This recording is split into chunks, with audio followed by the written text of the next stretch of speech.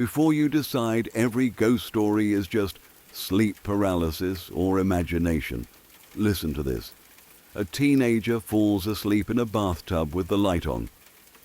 She wakes up in a darker version of her bathroom, paralyzed, water just below her nose, and watches her father walk in, 9 feet tall, wrapped in rotten towels, reaching down to pull something out of her chest. In another house, a kid's antique doll has never made a sound. One night, she jumps on the bed, lands on it, and from under the blankets, a warped mechanical voice screams, "Mama!" Years later, a Ouija board session with friends locks onto the spirit of an 8-year-old who drowned, and the planchette starts slamming over and over on the same word, M-A-M-A. 3 friends go to feed a neighbor's cat in an old house. On the basement stairs, a woman in a white gown appears out of nowhere, puts a finger to her lips, and shoves one of them straight down the steps. Later, they find perfect hand-shaped bruises across her back. A couple comes home from next door after watching a horror movie. They walk up their own staircase, and every single family photo on the wall, perfectly spaced, perfectly straight, has been rotated 90 degrees. Not fallen, not crooked, just turned sideways in unison, like the house decided to look away. In one bedroom, a kid keeps waking up to see legs pacing calmly beside his bunk bed. Years later, the footsteps stop and are replaced by slow, deep breathing right in his ear whenever he lies facing the wall. His mother doesn't believe him until she admits that, on some nights, she saw a human-shaped shadow walk down the hallway into his room just before he started crying. And in another home, a heavy D-cell battery launches sideways off a dresser as if someone slapped it. Blankets are pulled off the same bed every single night, and the parents quietly confess years later that they once woke up to a bright blue orb of light hovering over their sleeping child. These aren't Reddit creepypasta. They're 15 stories people still swear actually happened to them. In bright kitchens, kids' bedrooms, quiet beaches, and gas stations in the middle of nowhere. If you've ever woken up in the dark, absolutely sure something was in the room with you, keep listening.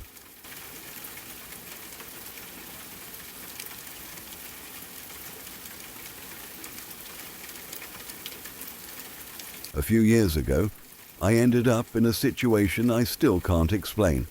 It started when some friends and I were asked to take care of a neighbor's cat. The friend in charge, let's call her N, had asked another friend, A, and me to help her. Honestly, we didn't really know why she wanted us to come along, but she said the house just gave her strange vibes. That was reason enough for us to go with her. We didn't question it, even though I didn't really like cats that much. When we arrived at the house, I immediately noticed it was old, really old.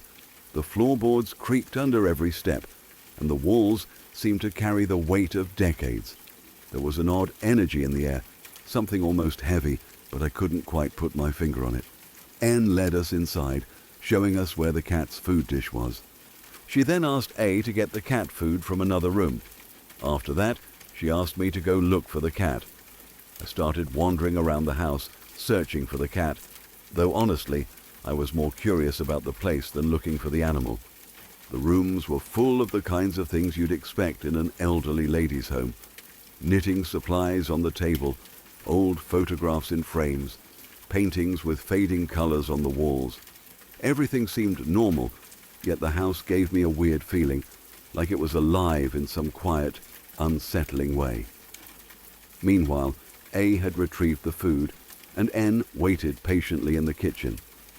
They were both focused on making sure the cat was okay, following the lady's instructions about feeding it, checking that it was around.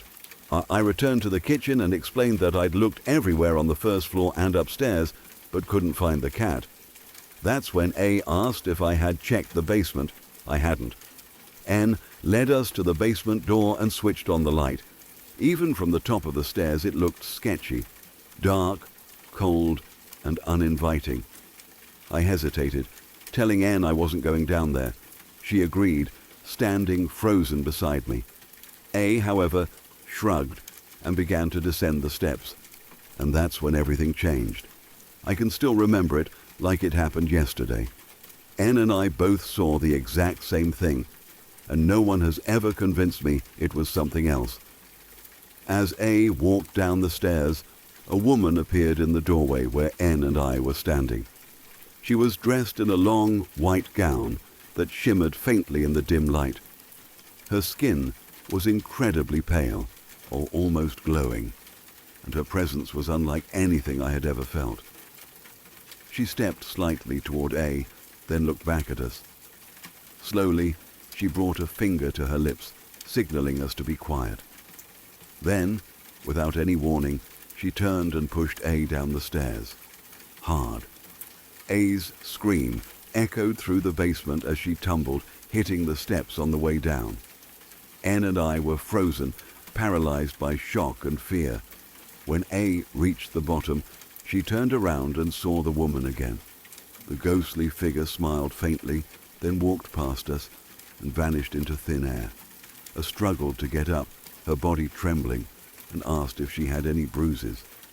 We could see immediately 2 dark handprints were burned into her back, perfectly shaped like someone's hands. We nodded silently, telling her we would check her injuries properly once we left the house. At that moment, it didn't even matter about the cat anymore. We decided, without saying it aloud, that we were never stepping foot in that house again. To this day, I have no logical explanation for what we saw. Anne and I have talked about it countless times, and we still swear we saw the same ghostly woman. A had experienced it physically, leaving visible marks on her back, but the memory of that glowing figure and her sinister smile still haunts me. Even now, whenever I think about that house, I feel the same unease I did that day. The air, the creaking floors, the strange energy, it wasn't normal. It was as if the house itself was holding a secret, and the woman in white was its keeper. We often joke that the cat probably lives in blissful ignorance of the terror it brought us into, but I'll never forget that day. I still get chills just recalling how calm and deliberate that ghostly figure was, pushing A down the stairs with an almost playful malice. It wasn't chaotic or wild, it was intentional, calculated, and terrifying. Even though the story might sound like something out of a horror movie, I can promise you it really happened. The marks on A's back were proof, but the memory of seeing that glowing woman at the top of the stairs is something that will stick with me forever. Sometimes I wonder what would have happened if we had gone down into that basement without hesitation. Would we have experienced something even worse? Or was the house simply testing us, letting us see just enough to scare us away? Whatever the answer, I know one thing for sure: we never went back. We didn't care about the cat or the neighbor or anything inside that house. The memory of that glowing, pale woman, her finger pressed to her lips, and the sound of A screaming down the stairs is enough to keep anyone away. Even now, years later, Anne and I talk about it from time to time. We both remember every detail: the way the light caught her dress, the silence in the house just before she appeared, the unmistakable feeling that someone or something was watching us. I don't know if anyone else will ever believe us, and honestly, I don't care. Some experiences are too real to be doubted. In the end, that day taught us something important. Some houses hold more than memories. Some houses hold warnings, and some warnings are meant to be heeded. We learned that the hard way, and I'll never forget the glowing woman in white who reminded us in the most terrifying way to stay away.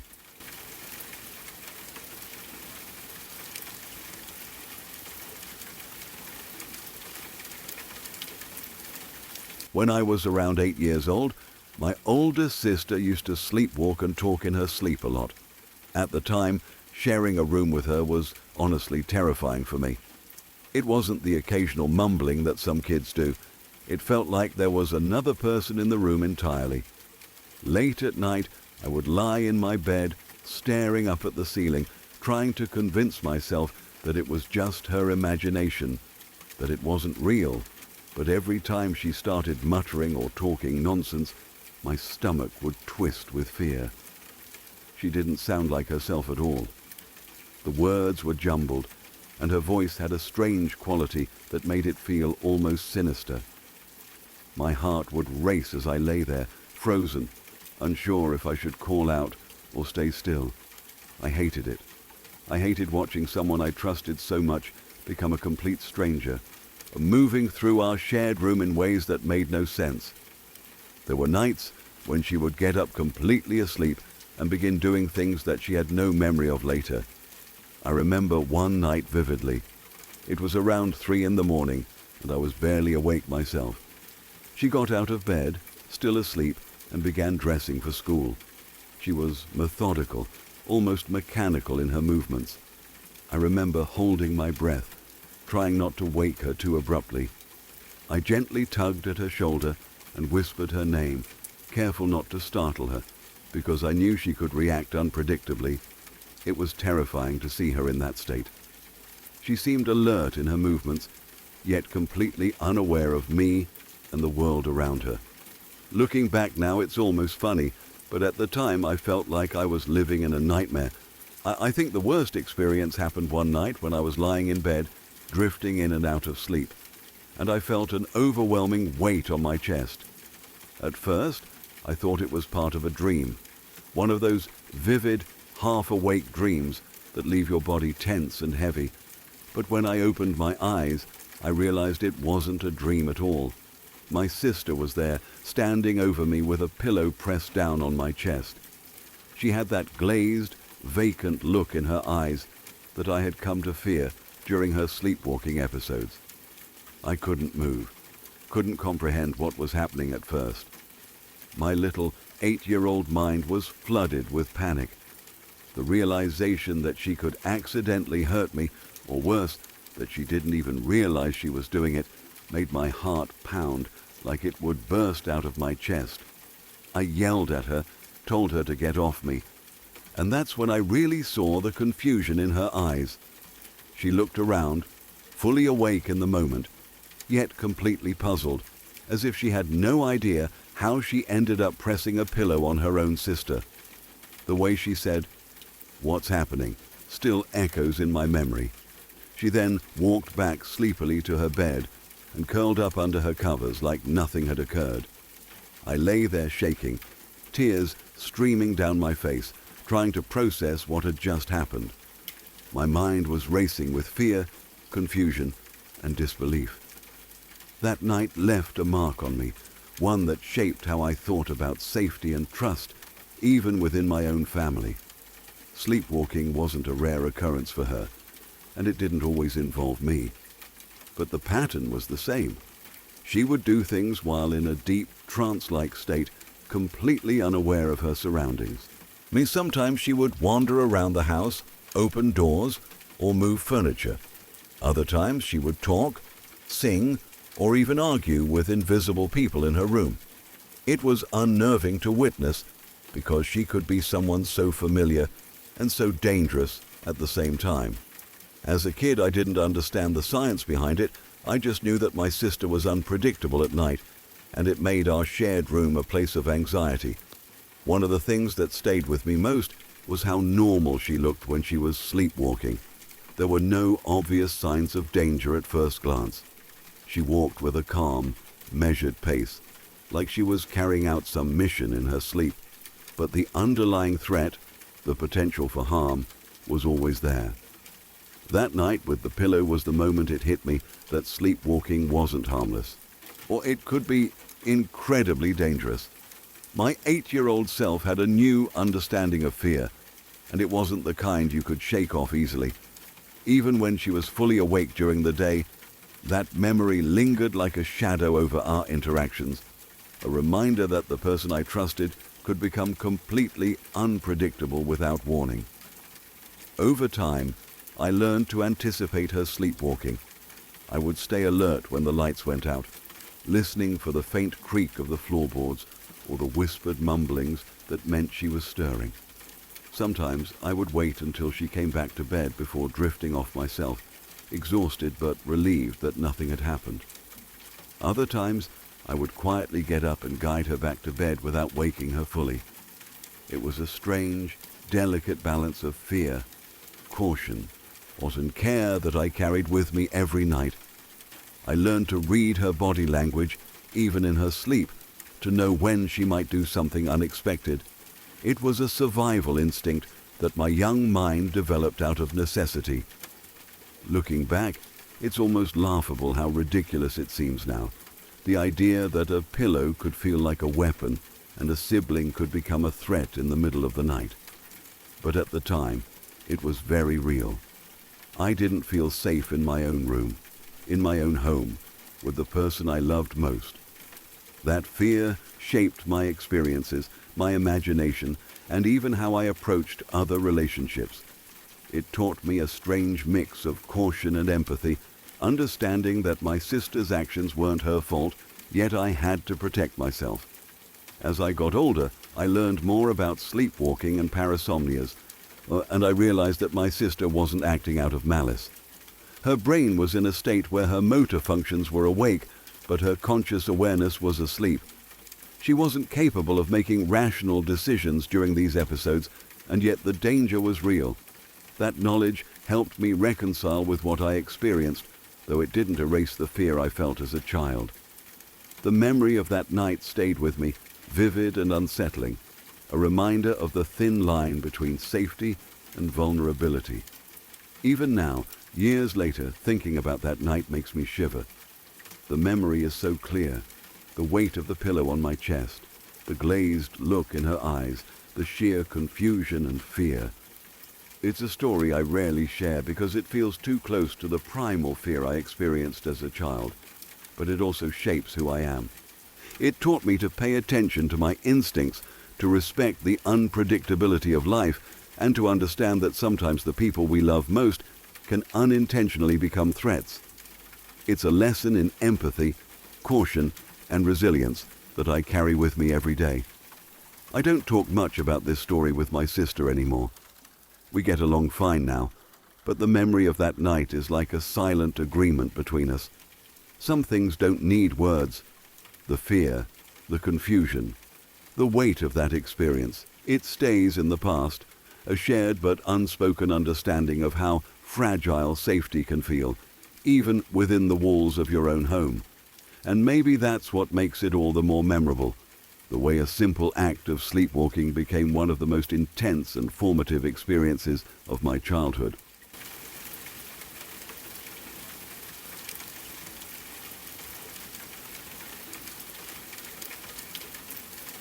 I do a lot of long-distance road trips across the country, mostly alone or with a friend or two. There's something about the open highway that's both freeing and a little eerie, especially when you start driving into areas you don't really know. A couple of years ago, I was on one of those trips, heading down to Tennessee. It had been a long day of driving. The sun had set hours ago, and I was getting dangerously low on gas. Anyone who's done serious interstate travel knows the drill. There are huge clusters of gas stations, fast food restaurants, and convenience stores built just off the exits. They're bright, almost blinding at night, with lots of lights and people around. You never feel entirely alone in those places, but this particular exit looked different. The signs advertised food, gas, everything you'd expect, but when I took it, the road led me completely off the highway, deep into a backwoods area that was not at all what I expected. The road itself was dark, completely unlit, and it twisted into the distance, surrounded by dense woods on both sides. There wasn't a single other car on the road, no lights from houses, nothing but the headlights cutting through the black. It felt isolated in a way that instantly set my nerves on edge. My friend, who was riding with me, immediately voiced their concern. "Maybe we shouldn't stop here," they said. I tried to brush it off, thinking I was overreacting. After all, it was just a gas station, right? Nothing too unusual so far, just quiet and off the beaten path. When we finally arrived, the gas station was barely visible. One small pump sat in a clearing beside a building that looked like it hadn't been used in years. A single flickering light above the entrance barely illuminated the front. Peering through the windows, we could see that it was empty inside. No clerks, no customers, nothing. My friend pointed out a truck parked further back, almost hidden behind the building, its shape hard to make out in the shadows. I shrugged it off, trying to convince myself that it was nothing. But the moment I pulled up to the pump, a feeling hit me unlike anything I've ever experienced in my life. It was pure, primal fear, the kind that seeps into your bones and makes your chest tighten. I'm not a religious person at all, never have been. But in that instant, if there was ever a time I felt like a higher power was warning me, it was then. Something in the air screamed at me, a silent, unrelenting message that if I got out of that car, I would not be okay, and that I might not come back alive. I froze for a second, just staring at the station, my mind racing for a rational explanation. It was just a gas station, empty but otherwise normal. Yet every instinct in me screamed that getting out of the car was the worst thing I could possibly do. My friend noticed my hesitation and tensed up, their face pale. They didn't need to say it. I think we both understood that this wasn't normal fear. Without even stopping the car, I hit the gas and sped out of there. The sudden, blinding darkness of the backwoods road seemed to chase me as I drove, heart pounding, muscles tight, senses on edge. I didn't slow down, didn't even glance back at the gas station. For the next 100 miles, I pushed the car as fast as I dared, eyes darting to every shadow along the roadside, every curve in the highway, every tree branch illuminated by my headlights. The fear didn't leave me for a second. Every instinct, every nerve screamed that I had made the right choice. Finally, after what felt like hours, but was probably closer to 90 minutes, I found a brightly lit rest stop on the interstate. Gas stations with multiple pumps, neon signs, cars everywhere, people walking around. It was normal, mundane, and perfectly safe. The relief that washed over me when I pulled in and took a deep breath was almost overwhelming. My friend laughed nervously, trying to shake off the tension, but I could tell they felt it too. The way the hair on my arms was still standing up, the adrenaline still coursing through my veins. Looking back, I've done a lot of risky things in my life. I've driven at high speeds, gone out in bad weather, and made decisions on a whim without thinking twice. But nothing has ever matched the intensity of that feeling at the backwoods gas station. It wasn't anxiety, it wasn't imagination. It was something else entirely, a visceral sense of danger that I can't explain. Occasionally, I get uneasy about things, little instincts that tell me something is off. More often than not, I'm right. But that night, that place, that station, whatever it was, I knew without a doubt that I had to get out of there immediately. I'll never forget that night. Even years later, I can feel a shiver run down my spine just thinking about it. The memory of the dark road, the empty station, the hidden truck, and the absolute terror in that split second, I still get goosebumps. There's something about it that defies explanation. It doesn't matter that I rationally know it was probably just an abandoned station in the middle of nowhere, maybe someone hiding, maybe my imagination. Nothing I've ever experienced before or since has carried that same weight, that same instinctual, undeniable warning. In a way, I'm grateful for it. That moment reminded me to trust my instincts, to listen to the deepest part of myself when it's telling me something is wrong. And I'll never forget the way that empty, darkened gas station, tucked away in the middle of nowhere, made me feel, a feeling that for once I listened to and survived because of it.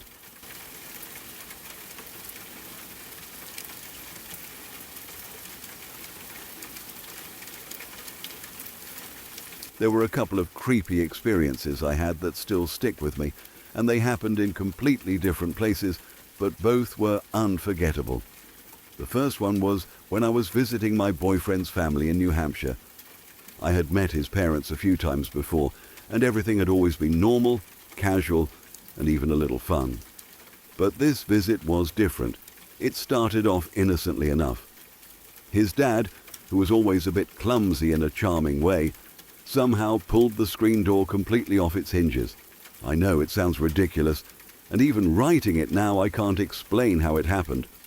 We were all standing there in the living room, trying to process exactly what had just occurred, laughing nervously when I noticed something that immediately made my stomach tighten.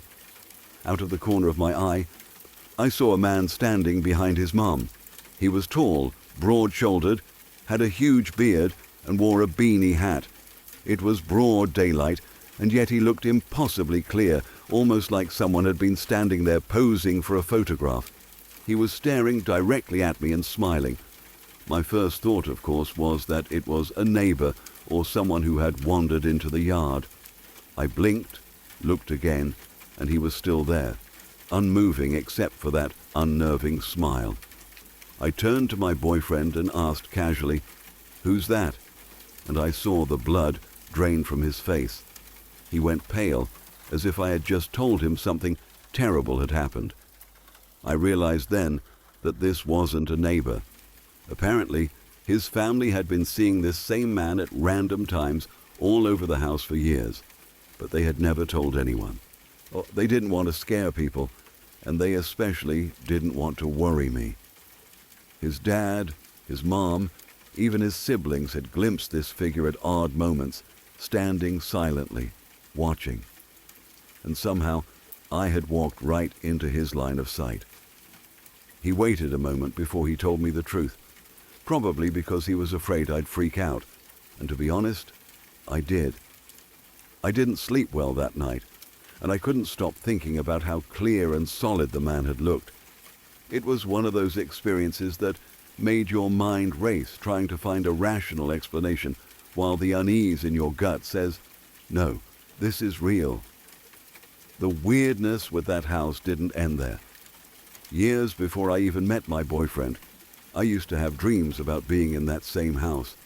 Strange, vivid dreams that stuck with me long after I woke up. I didn't know the family yet. I didn't know the layout, and yet I knew it as if I had lived there for years. After seeing the ghost, my boyfriend, in an attempt to scare me, said, "Go through that door in the basement," thinking he could play a joke. I immediately said no, explaining matter-of-factly that it just led to the crawl space under the new porch. He was confused, completely thrown off. He asked me who had told me about the crawl space, and I had to convince him over and over that I just knew because of the dreams I had years before. The idea that I could navigate the house perfectly without ever having been there before freaked him out almost as much as seeing the ghost freaked me out. Somehow, in the middle of a terrifying experience, we both ended up laughing nervously at the absurdity of it. The second story happened years later, and in a completely different city. I was house-sitting for a friend in Queens, New York, in a really nice modern house. The place was beautiful, huge, and quiet. Everything seemed perfect, and I felt completely comfortable there until one night. I was sleeping in a California king bed with a heavy wooden frame, the kind that looked immovable. In the middle of the night, I woke to a strange creaking sound. At first, I thought it was just the house settling, but then I felt a vibration beneath me. The bed started to lift off the ground, just slightly at first, and then more forcefully. It shook violently. I screamed, bolted upright, and tried to push it down, but it was like the bed had a will of its own. The entire room felt charged, like the air itself was vibrating around me. I didn't know if I should run, call someone, or just pray. It lasted what felt like an eternity, but was probably only a few seconds. Finally, the bed settled back down, perfectly on the floor, as if nothing had happened. I stayed awake the rest of the night, terrified to close my eyes. I couldn't explain it. There was no wind, no mechanical issue, no prankster in the house. It was just the bed, levitating, shaking, alive in some unexplainable way. Both experiences stuck with me because they felt completely different from normal fear.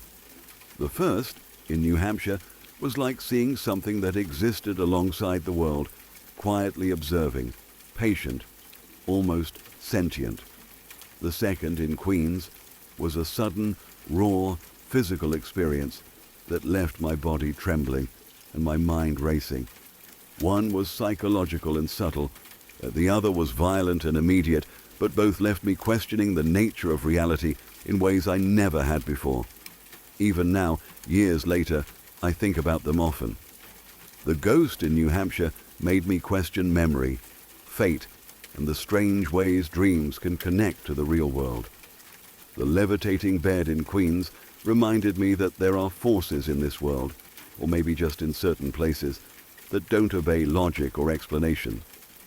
I can rationalize, I can try to find mundane explanations, but there's no denying the fear, the awe, and the lingering sense that these things were more than imagination. TLDR. I saw a clearly defined male ghost in my ex's family home, and years later experienced a California king bed levitating and shaking while house-sitting in Queens. Both experiences were terrifying, unexplainable, and unforgettable.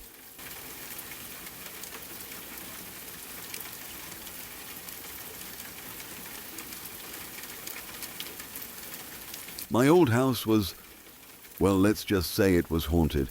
At least, that's what I believe. If you don't believe in ghosts, there's really nothing I can say to change your mind, and that's fine.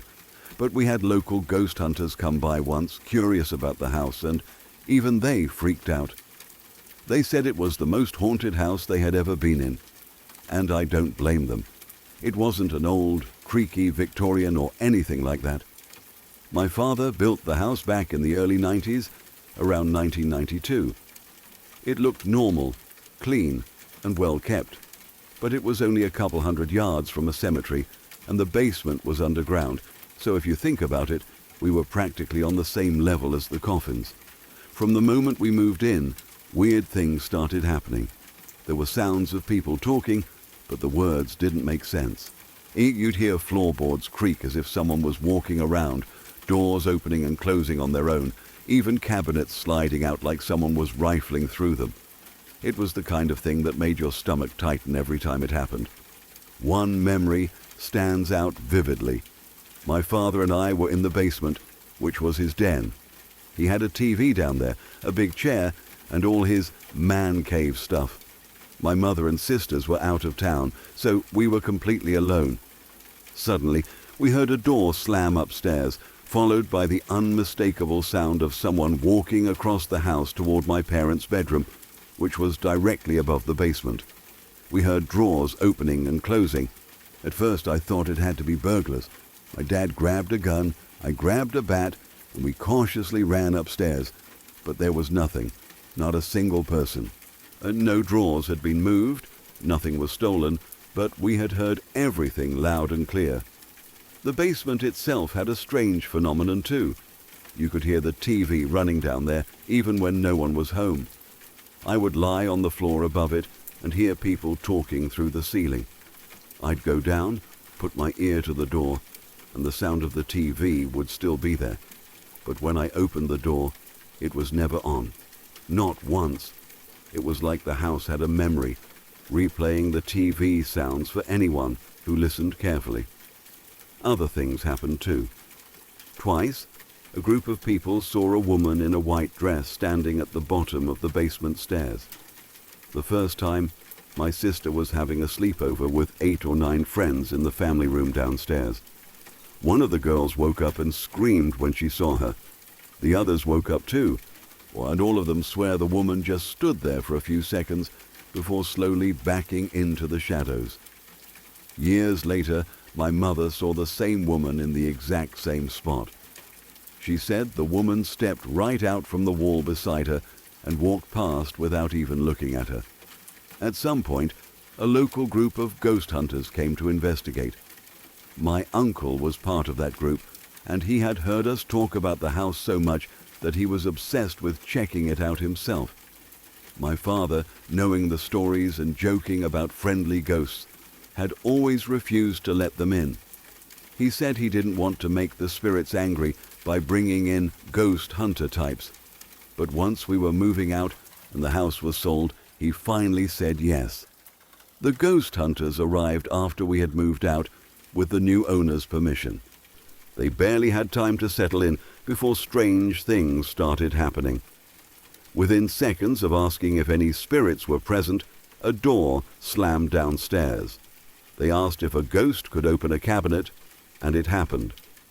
Then they asked if the spirits were angry, and they got a reaction none of them expected. There came a terrifying, unearthly yowling and shrieking from the basement.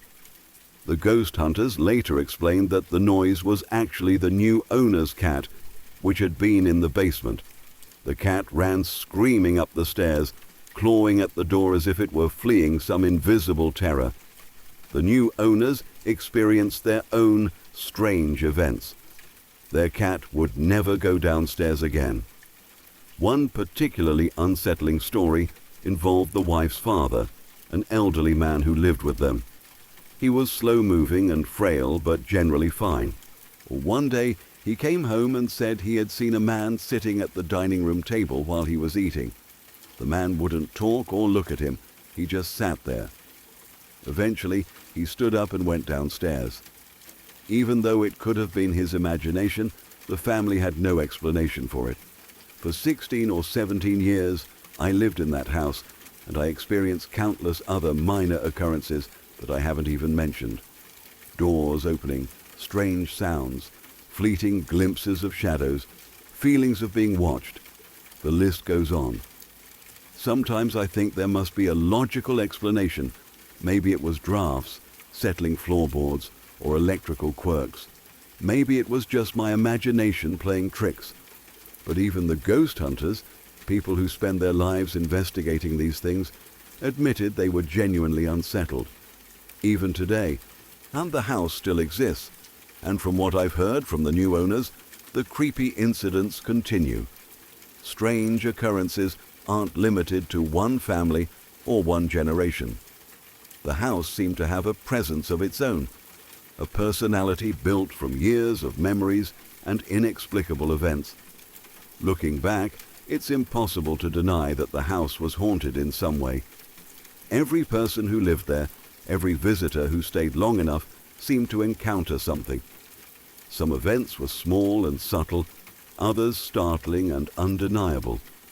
Whether it was a trick of the mind, a quirk of the house's construction, or something else entirely, I'll never know.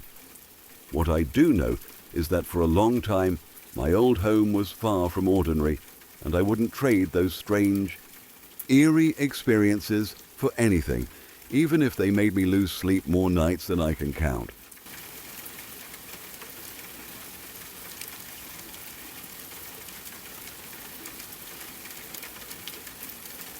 Before my brother was born, our family decided to move in with my gran.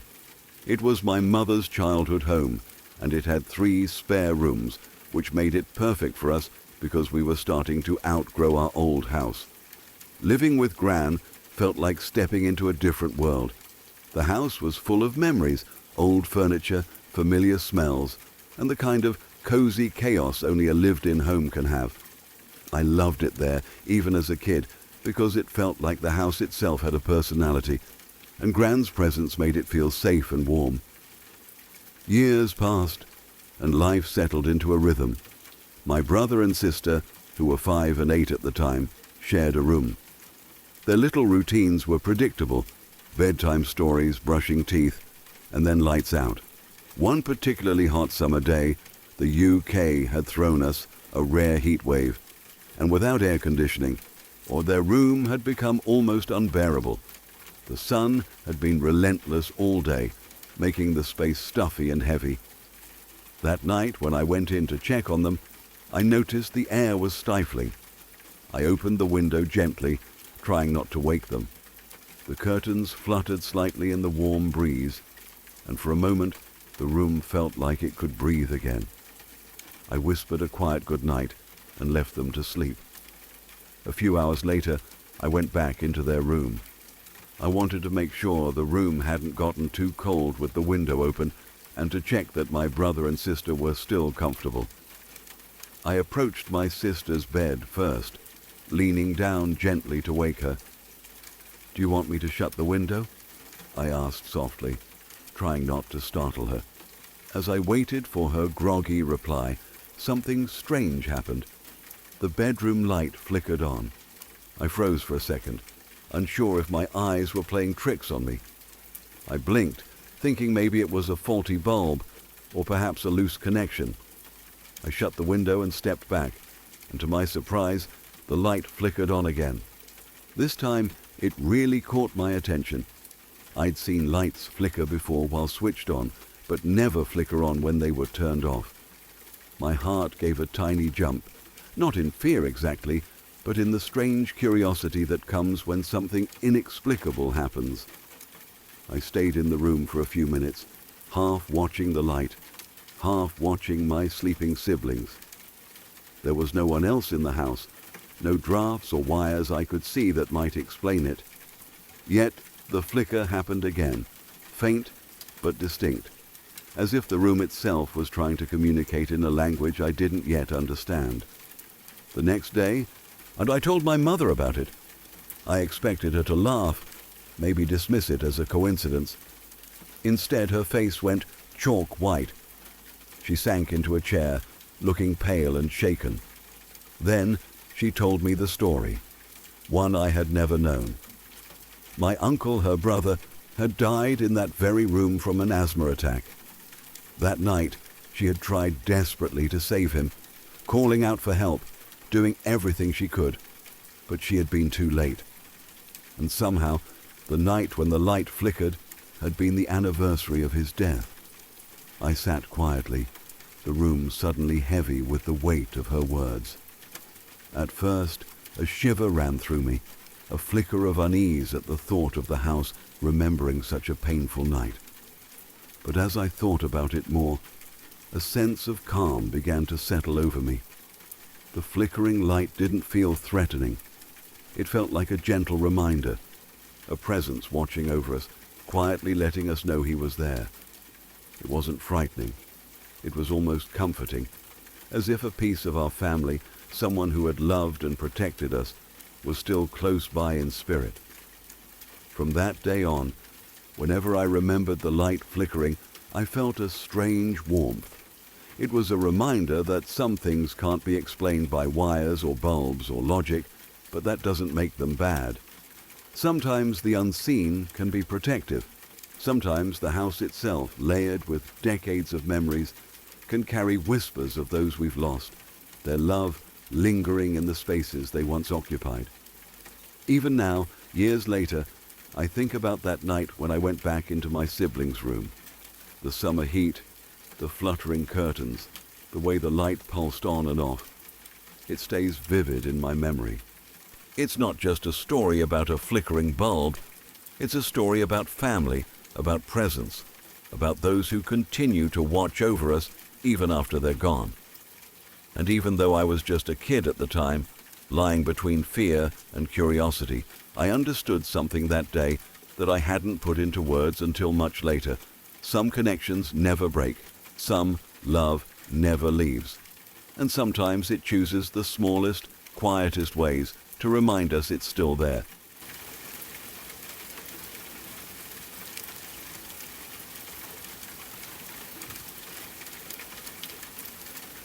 When I was little, my grandma used to take me with her to antique shops all the time.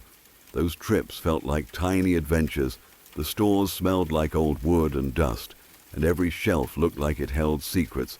My grandma loved explaining what things were, where they came from, and how people used them. Most of the time, we didn't buy anything. We just wandered slowly, looking and learning, like we were walking through a quiet museum. One day, though, I found something I couldn't stop staring at. They were a pair of twin dolls sitting together on a high shelf. One was a boy and one was a girl. They looked ancient compared to the plastic toys I was used to. Their faces were pale and smooth, their clothes faded but carefully stitched. The shopkeeper told my grandma their skin was made from what he called the first plastic ever created. I had no idea what that meant, but it sounded important and magical. To me, they felt like they came from another world. I fell in love with them instantly. My grandma saw the way I kept circling back to that shelf. After a long conversation with the shopkeeper, she bought them for me. I remember holding them carefully on the ride home, afraid that if I moved too much they might crumble in my hands. From that day on, I treated them like treasures. I played with them every afternoon, always gentle, always careful. I brushed their tiny clothes smooth and tucked them into little blankets. They weren't just toys. They felt special.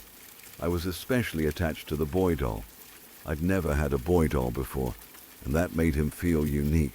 I made up stories where he was the brave twin, the explorer, the one who protected his sister. I talked to him like he could understand me. In the private logic of childhood, that felt completely natural. One evening I was playing in my room like usual when my mom called me down for dinner. I didn't want to leave the dolls lying around, so I tucked the boy doll gently under my covers like I was putting him to bed. I remember kissing his forehead and whispering that I'd be back soon. Then I ran downstairs, already thinking about what story we would play when I returned. Dinner was normal, nothing strange, nothing memorable, just the usual conversation and clatter of plates. As soon as I was done eating, I hurried back upstairs, excited to keep playing. I forgot he was under the blankets. I took a running jump and belly flopped onto my bed with all the force a small child can manage. The second I landed, a sound exploded from under the covers. It was a loud, drawn-out mechanical voice, warped and crackling with age. It cried out painfully clear, "Mama!" The sound didn't resemble any toy voice I'd ever heard. It wasn't cheerful or musical. It sounded strained, like something forced through broken machinery. For a second, I didn't even understand what I was hearing. I just froze there, pressed into the mattress, my heart racing. I yanked the covers back. The boy doll lay there, half crushed under my stomach, staring up at me with his blank, painted eyes. I stared back at him, waiting for something else to happen. Nothing did. The room was silent again. I picked him up and squeezed him. Nothing. I shook him gently. Still nothing. I pressed different parts of his torso, trying to find a hidden button or seam. I had owned him for a while by then, and had never once heard a sound from him. I hadn't even known he could make noise. I carried him downstairs, confused but not panicked, and told my mom exactly what had happened. I asked her to make him talk again. She tried squeezing him the same way I had.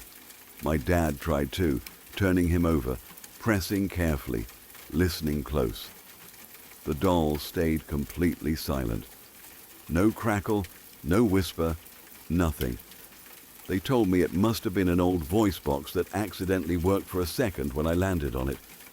That explanation made sense in a simple way, and I accepted it. But I couldn't shake the feeling that I'd heard something I wasn't supposed to hear. I tried for days afterward to make the doll speak again. I pressed and squeezed him with every amount of pressure I could manage, as he never made another sound.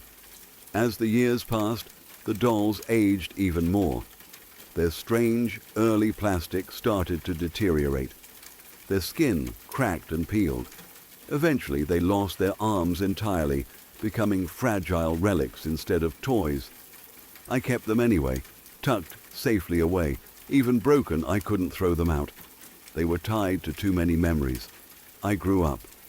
The incident faded into a strange childhood story I rarely thought about. When I was 16, something happened that dragged that memory back into the light. My best friend and I were at her house one night, bored in the restless way teenagers get. She had a Ouija board tucked in her closet, the kind people buy half as a joke and half as a dare. We decided to try it. We set it up on the floor of her room, turned off the lights, and lit a couple of candles to make the whole thing feel dramatic. At first, we were giggling, not taking it seriously. Our fingers rested lightly on the planchette. We asked the usual silly questions. Then the piece started to move. We both went quiet. It slid slowly across the board, spelling out answers that didn't feel like either of us pushing. A cold, nervous excitement settled over the room. We asked who we were talking to. The board spelled out a name we didn't recognize and told us he was 8 years old. We asked how he died. The planchette moved steadily, letter by letter, until it spelled drowned. A chill ran through me. Before we could ask anything else, the planchette jerked across the board to goodbye. It was so sudden that we both pulled our hands back in surprise. We asked why he was leaving. Carefully, we put our fingers back on. The board spelled out one word: Rusty. That was the name of my friend's dog. Right then, we heard her mum downstairs, letting him inside. His nails clicked faintly on the floor. We told the board it was okay, that Rusty was friendly, that he could stay. The planchette hesitated, then started answering questions again. The tension in the room eased a little. Then Rusty walked into the bedroom. The second he crossed the doorway, the planchette started moving violently. It snapped back and forth between letters so fast we could barely follow it. M-A-M-A, over and over. Mama, mama, mama, mama. It didn't slow down. It didn't change direction. Just that same desperate word repeated in a frantic loop. The candles flickered from the movement of our hands shaking. My chest felt tight. I suddenly remembered the sound of that doll on my bed, the same stretched, mechanical cry. We lifted our fingers off the planchette at the same time. The room fell still. Rusty wagged his tail, completely unaware of the fear filling the air. My friend and I stared at each other, neither of us wanting to say what we were thinking. The connection between the two moments hit me like a wave. I hadn't thought about that doll in years, yet the word echoed perfectly between the memories. We packed the board away without another question. To this day, I don't claim to know what any of it means. Maybe the doll truly had an ancient voice box that fired one last time. Maybe our hands pushed the planchette without us realizing, guided by nerves and imagination. There are rational explanations lined up neatly for both events. I understand that. But memory isn't neat. The sound of that voice under my blankets was raw and real. The panic in the room when the board spelled the same word felt just as real. Even now, when I think back on it, I can hear that drawn-out cry as clearly as if it happened yesterday. It carries the same confusion, the same shiver down my spine. I still have the dolls, fragile and damaged with age. I've tried once or twice as an adult to press the boy doll the way I did that night. He remains silent, his cracked face giving nothing away. Maybe that's all he'll ever do again. Still, sometimes when I see him tucked away in storage, I remember being a small child jumping onto my bed, the sudden voice breaking the quiet, and the strange feeling that something old had spoken just once and decided that was enough.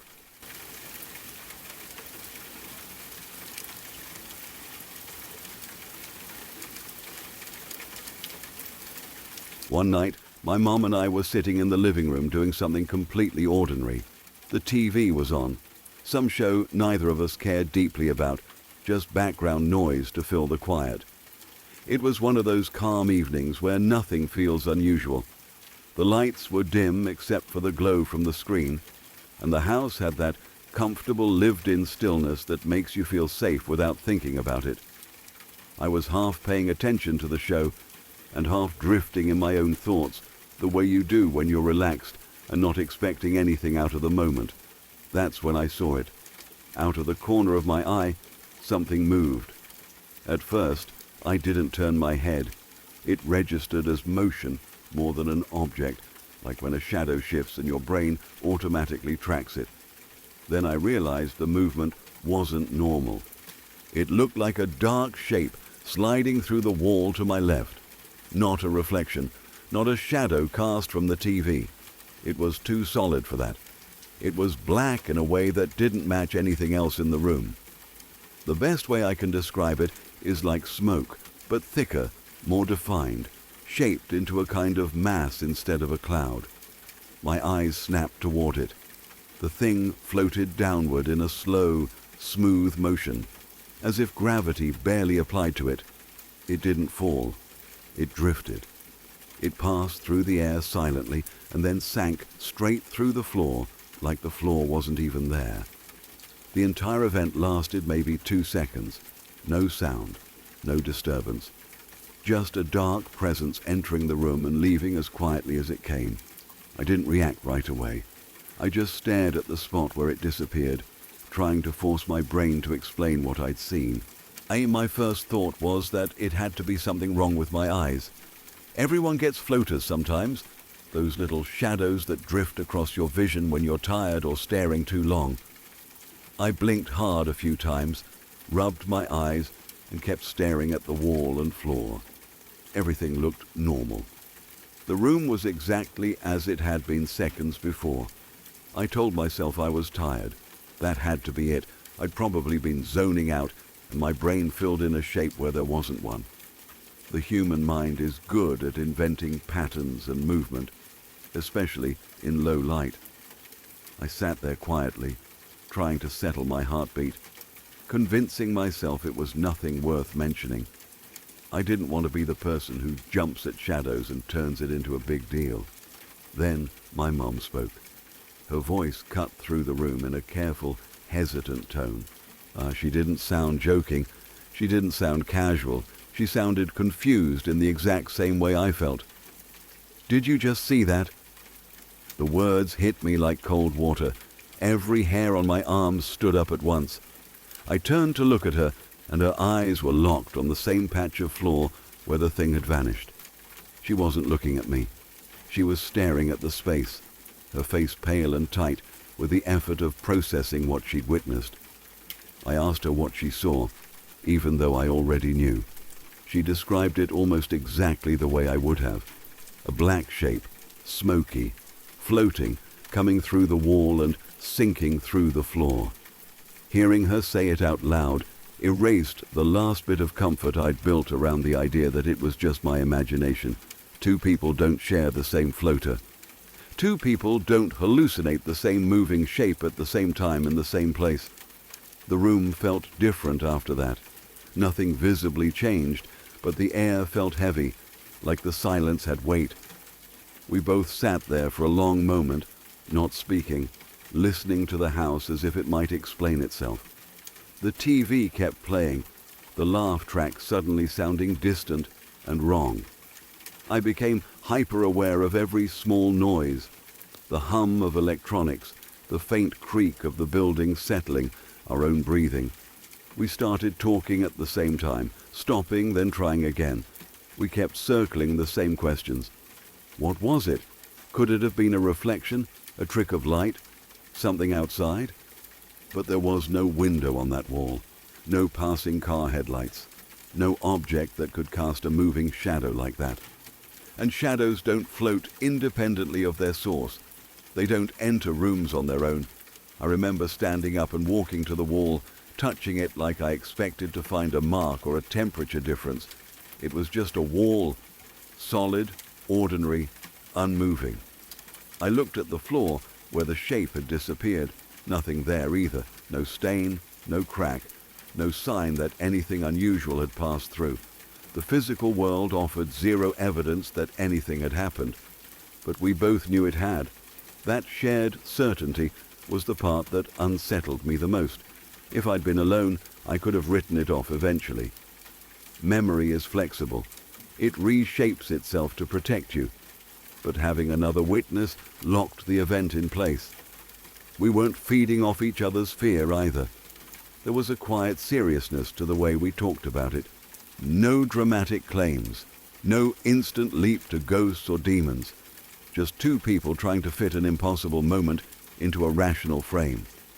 The rest of the night felt stretched thin. Every shadow seemed deeper, every corner of the room held more presence than before. We didn't see anything else and nothing moved again, but the sense of being watched lingered in a subtle way. Not aggressive, not threatening, just aware. Like the house had briefly revealed a layer we weren't meant to notice and then closed it again. Over the next few days we brought it up a couple more times, always in a careful tone, like speaking too loudly might invite something back. We compared details, making sure our memories still matched. They did.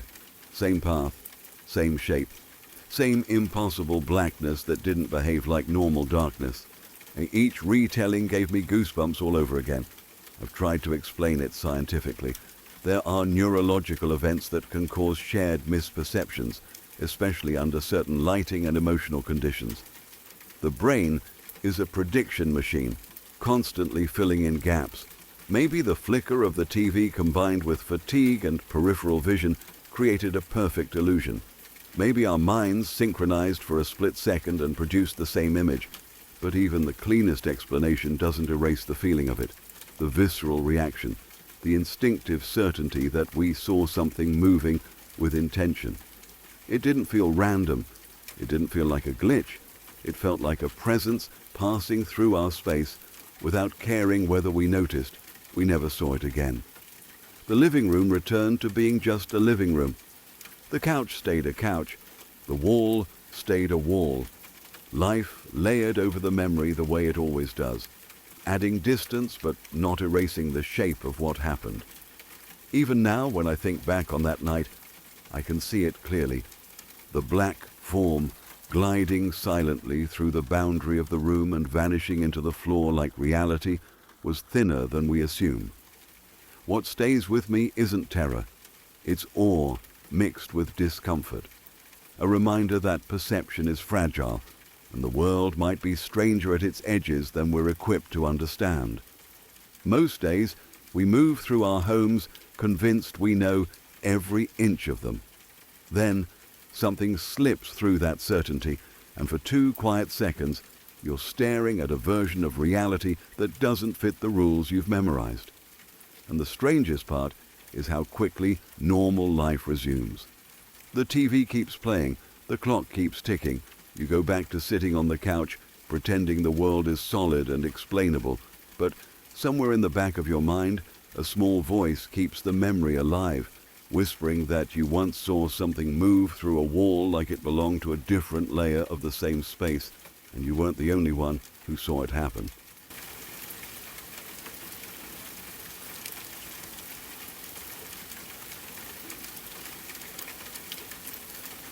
When I was in my early 20s, I was living in a small 2-bedroom townhouse with my wife and our infant son. The bedrooms were upstairs, and we had neighbors next door whom we would occasionally hang out with. Our homes were mirror images of each other, sharing a wall, and because of that, our baby monitor worked perfectly in their house, as if it was still in ours. It was surprisingly convenient. We could go next door to play games, and if our son started crying, we could simply step back into our home without worrying. It made those early evenings of parenthood feel much easier, almost like we were living in one extended house rather than 2 separate ones. Upstairs, along our stairway, we had a row of family pictures hanging on the wall. Each photo was spaced about 18 inches apart, lined up carefully to show the progression of our lives and memories. They were a small source of pride for us, little moments frozen in frames. One weekend night, after putting our son to bed, we decided to see if our neighbors wanted to play a game of spades. They were game, so we got ready, taking the baby monitor with us as usual. When we arrived, our neighbor mentioned that her boyfriend had gone out to pick up a horror movie and asked if we were interested in watching it. I've always loved horror films. My wife isn't the biggest fan, but she agreed to give it a try, reasoning that if it got too intense, she could just step next door. The movie was an early 2000s paranormal thriller, full of ghosts and jump scares, though the details have blurred over time. As the movie played, we laughed, jumped at the scares, and tried to startle each other in return. The baby monitor stayed silent, which meant our son was peacefully asleep. Time flew by, and eventually we started to feel tired and decided to call it a night. I left the living room a few seconds before my wife, telling her I was going to check on our son. I walked up our dark hallway, moving quietly to avoid disturbing the stillness of the house. I peeked into our son's room, and he was sleeping soundly. Feeling relieved, I turned back toward our bedroom. Just as I entered, I noticed my wife click on the hallway light and begin walking up the stairs behind me. Then it happened. About 5 steps up, she let out a scream that was unlike anything I'd ever heard. It wasn't just a frightened scream. It was raw, panicked and urgent, the kind of scream that could wake the dead. I ran to the top of the stairs to see what had caused it, and then I froze. She was pointing at the wall lining the stairway, her face pale, her eyes wide and staring in disbelief. Every single picture on the wall had turned sideways. All the images had rotated 90 degrees, with the heads in the photos now pointing to the left. None of them were straight or in their proper positions. It had happened suddenly, so quickly that it left both of us speechless. My wife's scream pierced the quiet house, waking our son, who began crying almost instantly. The panic in her voice carried through the townhouse, and soon our neighbors, hearing the commotion, ran over. They assumed we were pulling a prank. We insisted we weren't, and no one could explain what had happened. The pictures had been perfectly aligned a moment ago, and the next, they were all rotated in unison. There was no wind, no vibrations, no one else in the house. It was as if the wall itself had shifted them. Even thinking about it now gives me chills. The sudden, impossible change of something ordinary into something so wrong is a sensation I will never forget. Despite trying to reassure my wife and explain the situation to our neighbors, a sense of unease lingered long into the night. We spent hours double-checking every picture, making sure nothing else had moved. Some nights afterward, I would glance up at that stairway with an uncomfortable feeling, half expecting the images to shift again. What had once been a simple, familiar part of our home had become something unsettling and alien. The strangest part of that night was how ordinary it all started. We were just having a normal evening, or watching a horror movie and enjoying each other's company. In the blink of an eye, a mundane part of our home, the row of family photos we had carefully hung, became something unrecognizable. There is a subtle, bone-deep terror in seeing something you trust suddenly betray you, in watching the familiar twist into something impossible. That is what made it so haunting. I still share the story with friends from time to time, often laughing about my wife's over-the-top scream. But deep down, I have no idea what caused it.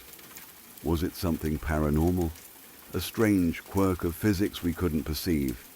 Or just a coincidence that felt impossibly eerie? I will never know. What I do know is that ever since that night, whenever I walk up a staircase lined with pictures, I instinctively check to make sure they are all straight. That night taught me something I never expected to learn. Even in the safest, most ordinary homes, something strange can happen when you least expect it. It reminded me that the world can shift in ways we don't understand, and that sometimes the line between normal and impossible is thinner than we ever imagine. Even now, years later, I remember that scream, the tilted pictures, the sudden impossibility of it all. I remember the way our small townhouse felt momentarily turned into something otherworldly, and I remember the lesson it left behind.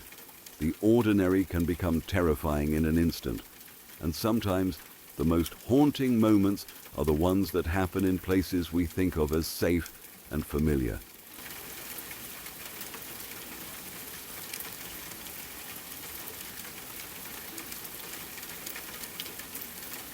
If you're still here with the lights off right now, you're officially one of us.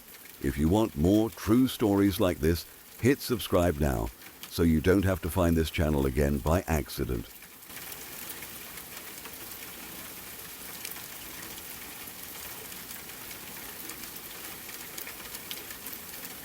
When I was a kid, I slept on the bottom bunk of a bunk bed that sat against the wall in my bedroom. It was an ordinary room during the day, filled with toys, clothes on the floor, and the kind of mess you'd expect from a child. At night, though, the room always felt different. The shadows stretched longer, and the silence felt heavy in a way I couldn't explain back then. Every so often, maybe once or twice a year, I would wake up in the middle of the night and see something that made my whole body lock up with fear. I would open my eyes just slightly and see a pair of legs walking slowly back and forth beside my bed.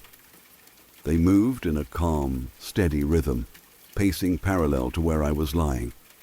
I never saw a full body at first, just the lower half. The legs looked solid, not transparent or blurry. They were as real as anything else in the room. I remember staring for a split second, my heart racing so hard it felt like it was shaking the mattress. Then I would squeeze my eyes shut as tightly as I could, pretending I was asleep, too scared to even breathe properly. I would stay like that until I couldn't take it anymore, then roll over and force myself back to sleep. This didn't happen every night. That almost made it worse. It was rare enough that I would start convincing myself it had been a dream, that I imagined it, that kids see weird things when they're half asleep. Then months later, it would happen again, and all that fear would come rushing back like it had never left. I never screamed. I never called out. I just froze and waited for it to end. After a few years, I got moved to the top bunk. I remember being excited at first because it felt like a promotion, like I was getting older and trusted with the higher bed. For a while, nothing happened, and I thought maybe whatever I had been seeing was connected to that bottom bunk. I tried to laugh it off in my head, telling myself I'd grown out of it.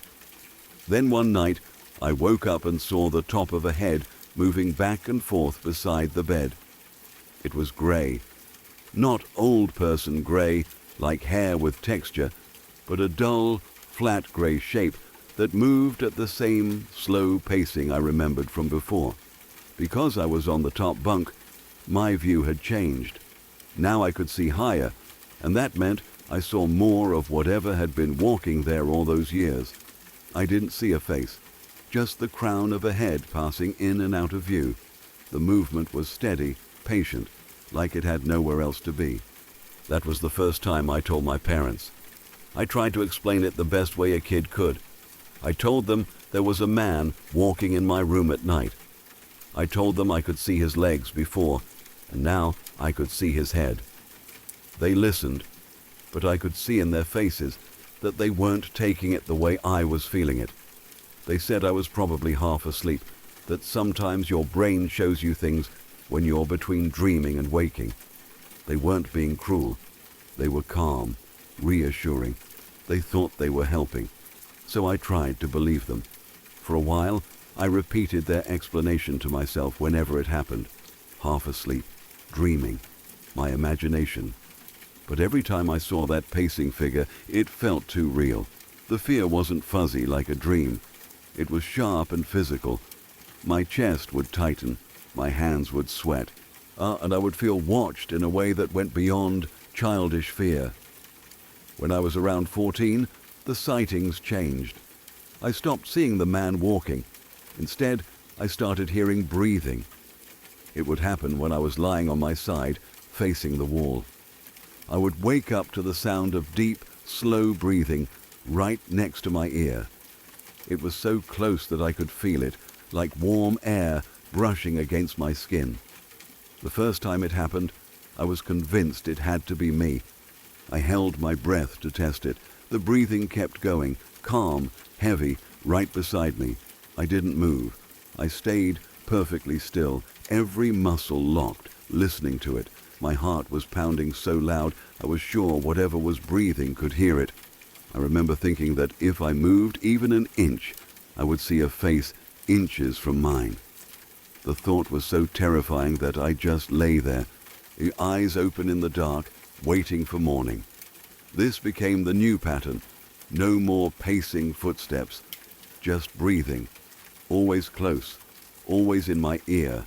I started dreading going to sleep. Nights felt longer, and the darkness in my room felt crowded, like it was full of things I couldn't see. One night, while the breathing was happening, my mum walked into my room. The door opened, and the hallway light spilled across the floor. I panicked. I sat up and asked her to listen. I begged her to stand there quietly and hear what I was hearing. The moment she stepped closer, the breathing stopped. The silence was instant and total. She told me everything was fine. She said she didn't hear anything. I felt stupid and relieved at the same time. Maybe she was right. Maybe I was doing this to myself. She tucked me in and left the room. As soon as the door clicked shut, the breathing came back. It was louder than before, closer. It felt deliberate, like it had been waiting. I pulled the blanket over my head, even though I knew it wouldn't protect me from anything. I stayed awake the rest of that night, listening to every sound, too scared to sleep. Eventually, as I got older, it stopped. The breathing faded the same way the pacing had. There was no final night, no big ending. It just didn't happen anymore. I grew up, moved rooms, moved houses, and the experiences became something I tucked away as a strange part of childhood. I told myself again that it must have been imagination, stress, sleep paralysis, anything with a logical explanation. When I was in my early 20s, I brought it up to my mum during a casual conversation. We were talking about childhood memories, and I mentioned the man I used to see at night. I expected her to laugh and repeat the same explanation about dreams. Instead, she went quiet. She told me that when I was little, there were nights when she would see a shadow move down the hallway toward my room. She said it wasn't every night, but it happened enough times that it stuck with her. She would see the shape glide past, and moments later, she would hear me whimpering or crying. Sometimes I would run into her room, terrified, and climb into her bed without fully waking up. She admitted there were 2 times she actually followed the shadow. She said she got up because she felt something was wrong. She walked to my doorway and saw a dark figure standing near my bed. Not a detailed person, just a solid shadow shaped like one. When she stepped into the room, it was gone. And there I was, tangled in my blankets, making small, scared sounds in my sleep. Hearing that as an adult made my stomach drop. All those years I thought I was alone in it. I thought it was just my mind playing tricks on me. But my mum had seen something too, and she never told me back then because she didn't want to scare me more than I already was. She thought ignoring it and keeping me calm was the best way to protect me. Sitting there at 24 years old, listening to her say that, I felt the same cold fear I used to feel in that bunk bed. My skin crawled. The memories came back with a clarity I didn't want. The pacing legs, the gray head, the breathing in my ear. All of it lined up with the shadow she described walking to my room. Even now, talking about it makes me uncomfortable. I don't know what it was. I don't claim it was a ghost or a demon or anything with a neat label. All I know is that something shared those nights with me for years. Something I could see and hear, and my mum caught glimpses of it too. I'm an adult now. I live in a different place, in a different life, and nothing like that has followed me. But sometimes, when I wake up in the middle of the night and the room is too quiet, I remember what it felt like to lie there frozen, listening to someone breathe beside me. And for a moment, I'm that kid again on the bunk bed, eyes squeezed shut, waiting for morning to come.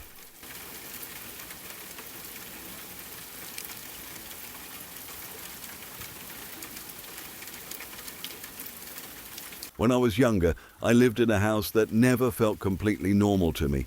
At the time, I didn't have the words for it. I just knew there was a constant feeling that something in that place didn't sit right. It wasn't like the dramatic fear you see in movies.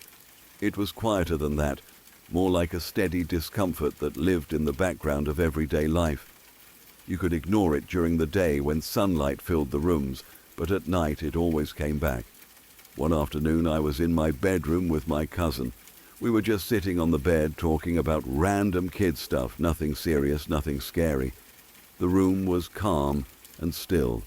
About 10 feet away from us, on top of my dresser, there was a big D-cell battery sitting near the edge.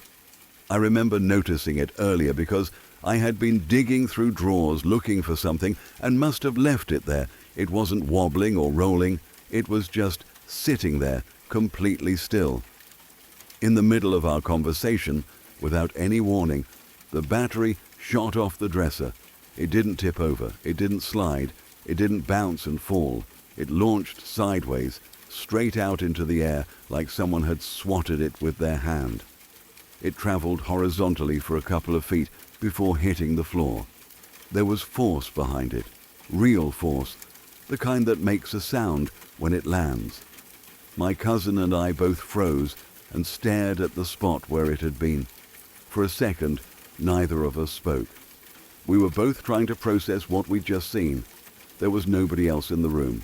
No pets, no open windows, nothing that could have knocked it off. The air was still. The dresser hadn't been touched. We slowly looked at each other, and I could tell from his face that he saw the exact same thing I did. That shared moment made it worse. If I'd been alone, I might have convinced myself I imagined it. But we both watched it happen in real time. We got off the bed and walked over to the battery like it might explain itself. It was just lying there on the floor like any normal object, heavy and quiet. But the space around us felt different after that. The room felt crowded, like we weren't alone anymore. We didn't laugh it off. We didn't joke. We just kind of avoided talking about it and left the room not long after. That house had other habits that were just as strange, but slower and more subtle. Every single night, without exception, I would wake up freezing. It didn't matter what season it was. I would open my eyes and realize my blanket was gone. It wasn't kicked off in a messy pile like you'd expect from someone tossing in their sleep. It was always pulled off on the same side of the bed, hanging neatly or lying crumpled on the floor like it had been placed there carefully. At first I blamed myself. I thought maybe I moved around more in my sleep than I realized, but the pattern never changed. Same side, same neat crumple. Every night. I started paying attention to how I fell asleep. I tucked the blanket tightly around me. I wrapped it under my legs. Some nights I even trapped the edge under my body, thinking that would stop it from sliding off. It didn't matter. I would still wake up cold, the blanket gone, resting on the floor in that same calm, deliberate way. There was never a violent mess, no sign of thrashing.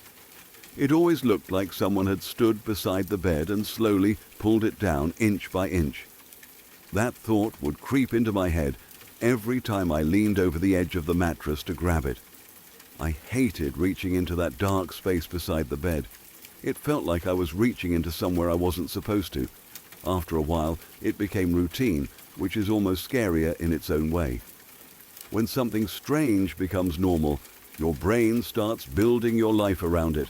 I would wake up, grab the blanket, pull it back over myself, and lie there staring at the ceiling, listening to the house. The basement and garage added to the tension.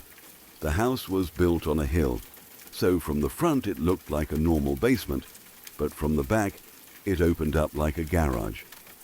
At night, sounds would travel from down there in a way that didn't feel right. It wasn't just pipes or the house settling. These were noises that had rhythm and intention, slow thuds, scraping sounds, the faint echo of something shifting when nothing should have been moving. Sometimes it sounded like footsteps that stopped the moment I focused on them. Other times it was like something being dragged lightly across concrete. I would lie in bed holding my breath, trying to decide if I should wake my parents or stay quiet. Most of the time I chose silence. I didn't want to be the kid who was scared of every little noise. But deep down, I knew these weren't normal house sounds. The entire place carried a weight that visitors could feel too. Friends would mention that my house felt creepy without being able to explain why. They'd laugh when they said it, brushing it off as a joke, but I always noticed how they stuck close to the center of rooms and avoided dark hallways. The air felt thicker there, especially at night, like the darkness had texture. The strangest part wasn't even something I saw myself. It was something my parents told me years later. One night while I was asleep, both of them woke up at the same time. They couldn't explain why. They just said they felt like they needed to check on me. When they walked into my room, they both saw a blue orb of light hovering above my bed. Not bright enough to light the room like a lamp, but glowing softly, like a deep electric blue. It hung there silently, suspended in the air. They stood in the doorway watching it, trying to understand what they were looking at, and neither of them spoke at first because they thought they might be imagining it. But when they looked at each other, they realized they were both seeing the same thing. The orb didn't move quickly. It drifted slightly, like it was floating in water, staying right above me as I slept. Then, just as quietly as it appeared, it faded. It didn't shoot off or disappear in a flash. It dimmed slowly until there was nothing left but darkness. They never told me about it when I was a kid. They didn't want to scare me or put ideas in my head. It wasn't until I was older, talking about how uneasy that house always made me feel, that they shared the story. Watching their faces as they described it was unsettling. They weren't smiling. They weren't treating it like a funny memory. They looked genuinely disturbed even years later. Hearing that filled in a blank I didn't know existed. All the small things from that house suddenly felt connected. The battery flying off the dresser, the blanket being pulled down night after night, the sounds from the basement, the constant feeling of being watched. It was like the house had its own quiet life running alongside ours, brushing against us just enough to be noticed. Even now as an adult, thinking back on that place makes my skin tighten. I've lived in other homes since then, and none of them have carried that same energy. I sleep through the night without waking up cold. Objects stay where I leave them. Basements sound like basements, not like something pacing in the dark. I don't claim to know what was happening in that house. I don't have a neat explanation or a label that makes it easier to understand. All I know is that the experiences were real to the people who lived there. We shared them, we reacted to them, and the memory of that quiet, creeping presence has never fully left me. Sometimes, late at night, when the house I live in now is completely silent, I'll wake up and instinctively check the edge of my bed to make sure the blanket is still there. It always is.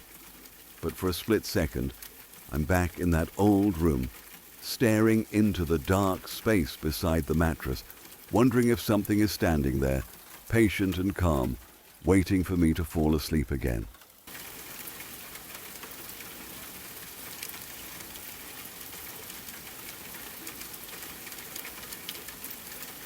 I was a teenager the first time it happened, and even now, years later, I can still remember every detail with uncomfortable clarity.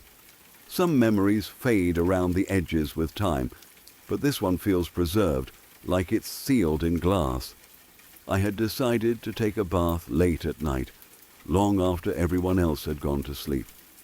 The house was quiet in that deep, heavy way it only gets after midnight. Pipes creaked occasionally, the wind brushed against the windows, and every small sound seemed amplified because of how still everything else was. I don't remember being especially tired when I got in the tub. I just remember the heat of the water relaxing me almost instantly. The bathroom light was on, bright and ordinary, and steam slowly fogged the mirror.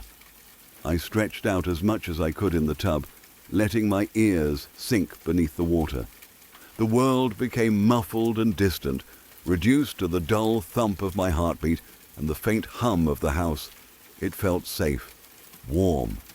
I closed my eyes for what I thought would be a few seconds, I must have fallen asleep. When I woke up, something was wrong immediately. The first thing I noticed was the darkness. The bathroom wasn't pitch black, but it was dim in a way that didn't make sense. The light that had been on was gone. The air felt colder. My eyes adjusted slowly, and I realized I was still in the tub, still submerged in the water, but the room looked off. It was like a darker version of itself, as if someone had draped a shadow over everything. Then I became aware of the waterline. It was just below my nose. If I relaxed even slightly, if my head tilted the smallest amount, water would pour into my nostrils and mouth. Panic shot through me instantly. I tried to jerk upright, but my body didn't respond. It was like I had been pinned in place by invisible weight. My arms wouldn't move. My legs wouldn't move. Even my fingers felt locked. The only thing I could control were my eyes, which darted wildly around the room. I tried to scream. Nothing came out. My throat worked.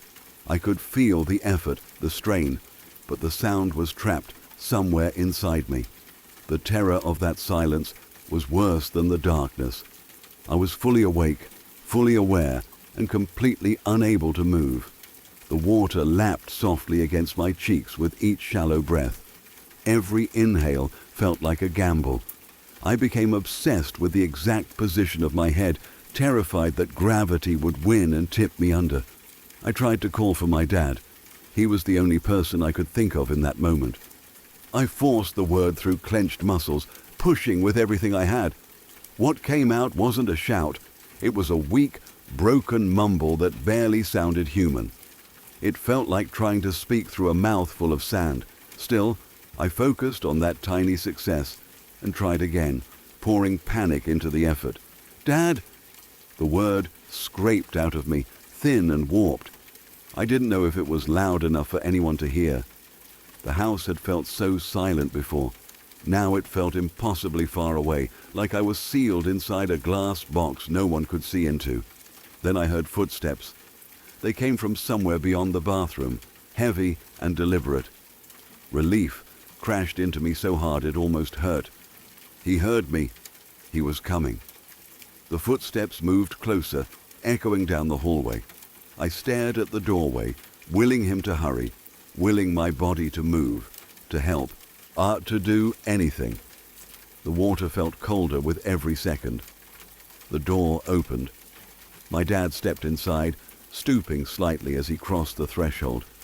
But the moment I saw him, relief twisted into something else, something wrong.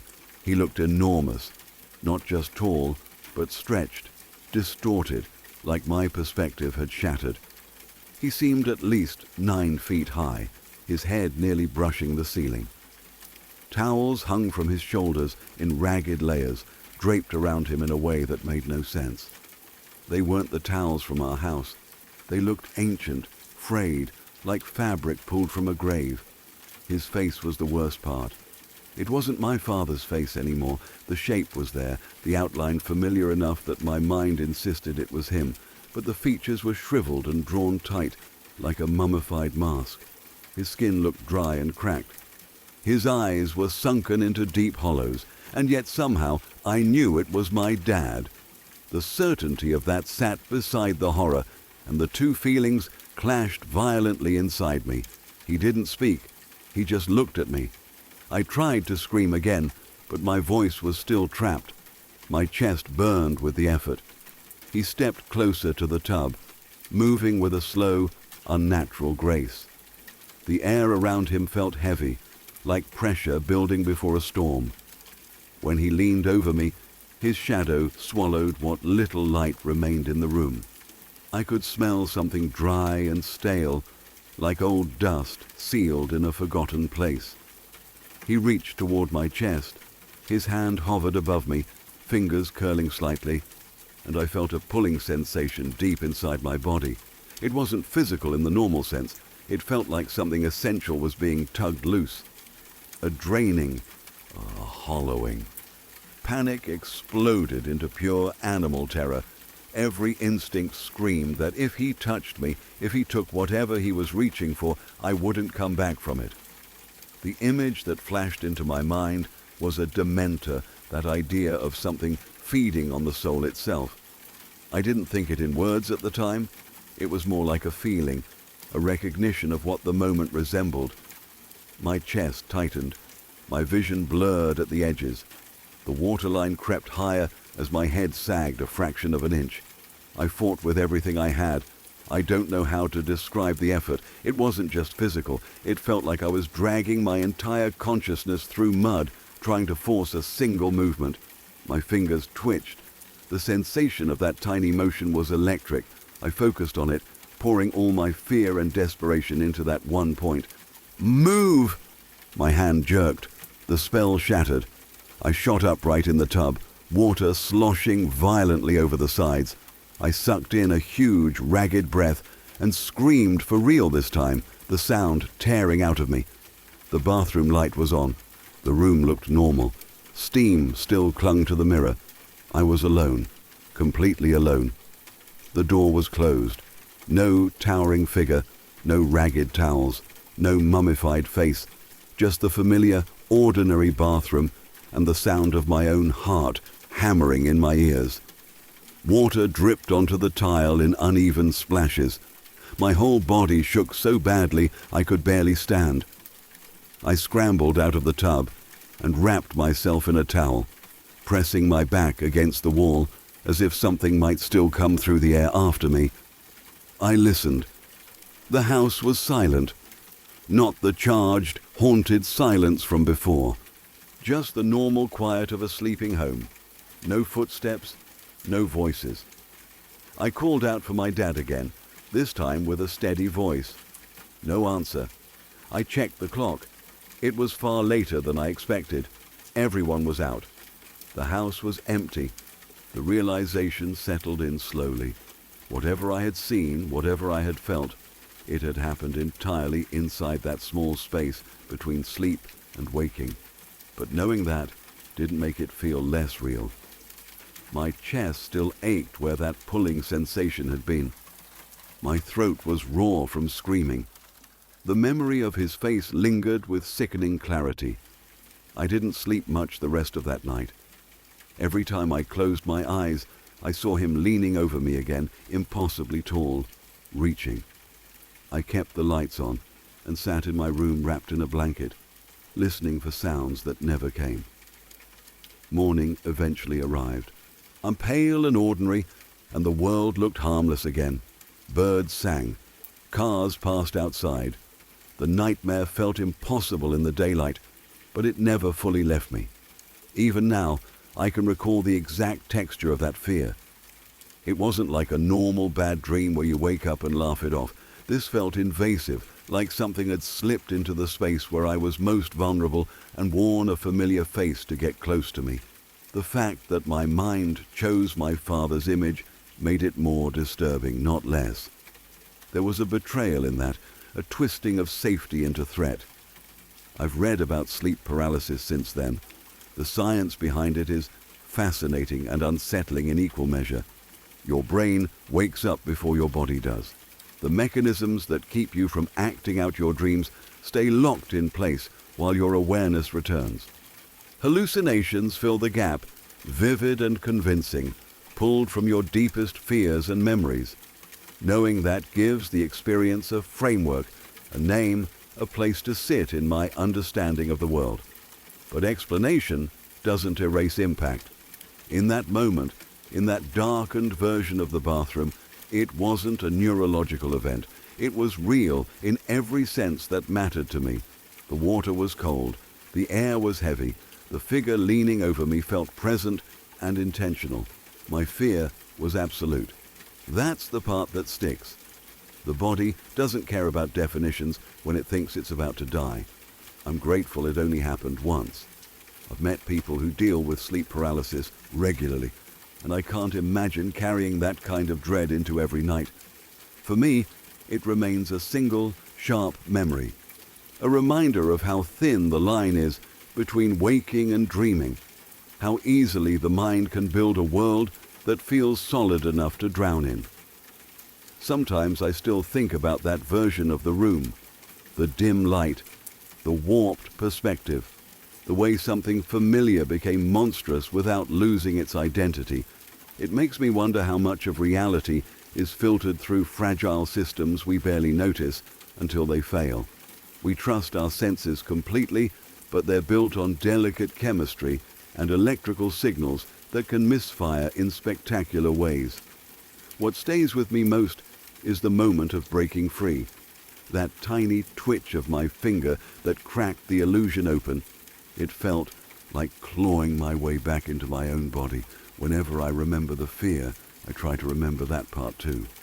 The fight, the refusal to sink. The sudden rush of breath and light and sound when control returned.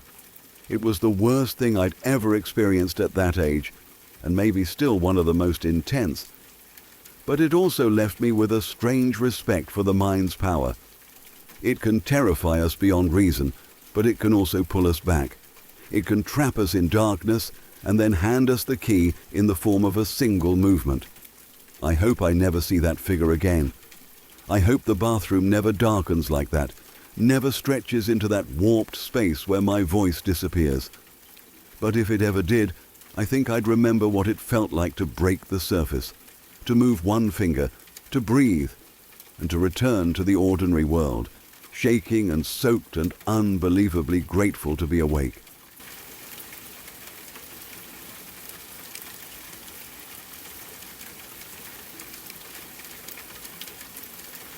It happened about a year ago when I was staying at my grandparents' house, and even though nothing dramatic followed, the memory still sits in my head with a strange weight to it.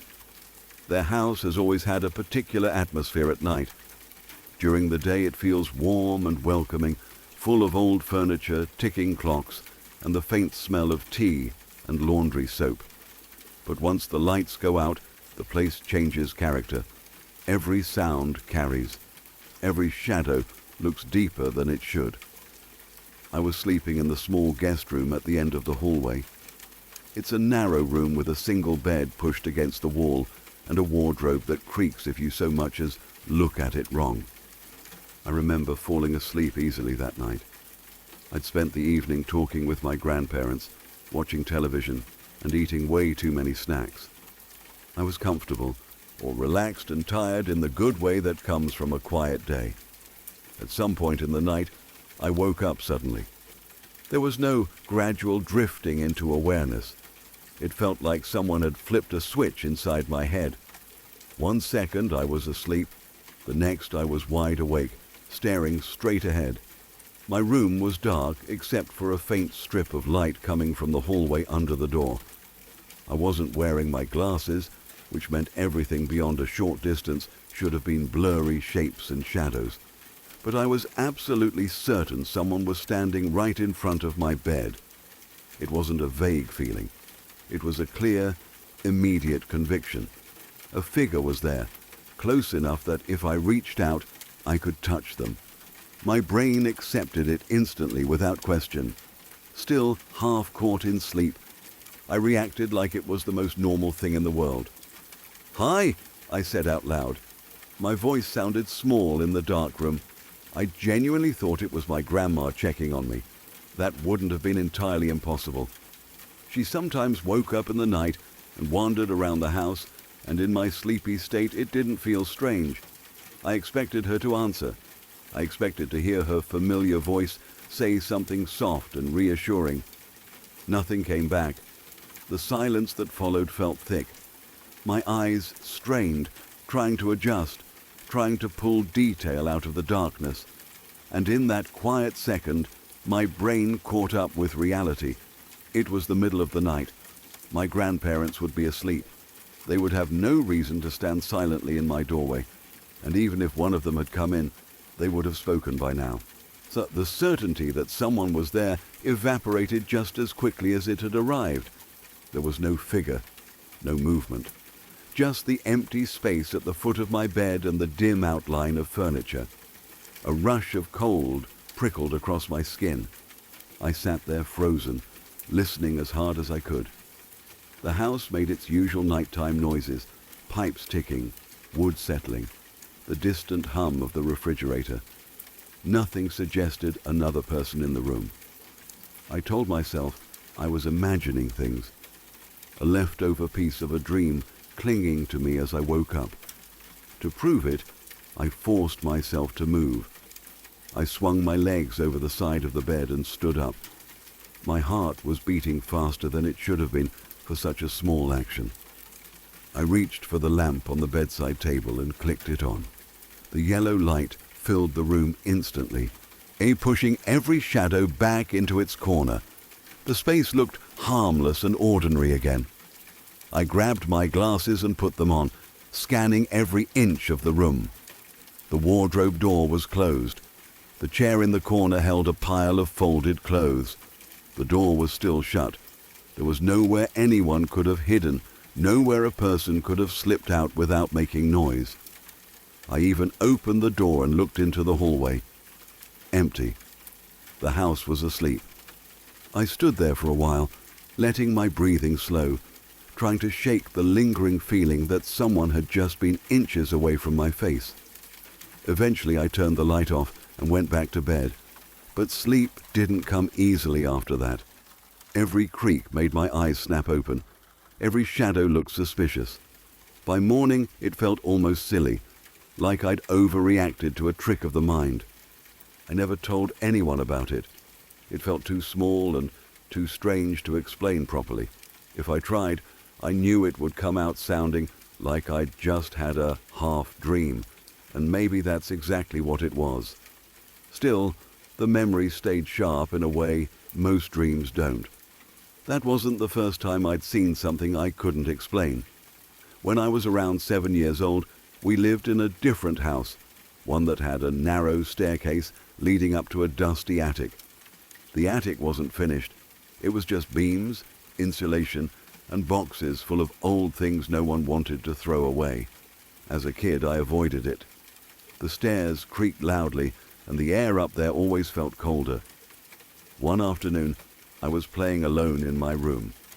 I had Legos scattered across the carpet, building something complicated that only made sense in my head. And the house was quiet in that peaceful midday way. Sunlight came through the window in a bright square on the floor. I remember being completely absorbed in what I was doing. Then movement caught my eye. I looked up just in time to see a strange orange shape float past my doorway.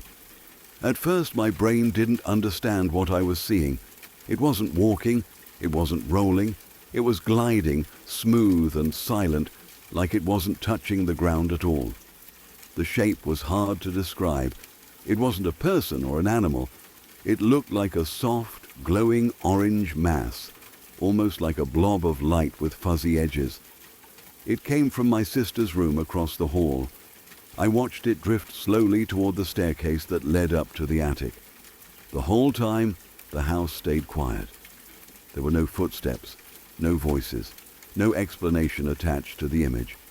It just floated there, existing in the most casual, impossible way. Fear hit me all at once. I didn't question it. I didn't try to understand it. I reacted like a 7-year-old who had just seen something that absolutely did not belong in the world. I scrambled to my feet and ran downstairs as fast as I could, my heart pounding so hard it hurt. I found my mom in the kitchen and blurted out what I'd seen. I expected her to laugh or tell me it was my imagination. Instead, she listened carefully. She didn't look amused. She looked thoughtful, maybe a little concerned. She told me I was safe, and that sometimes kids see strange things when their minds are playing tricks, but she didn't dismiss me outright. The fact that she took me seriously made the memory stick even harder.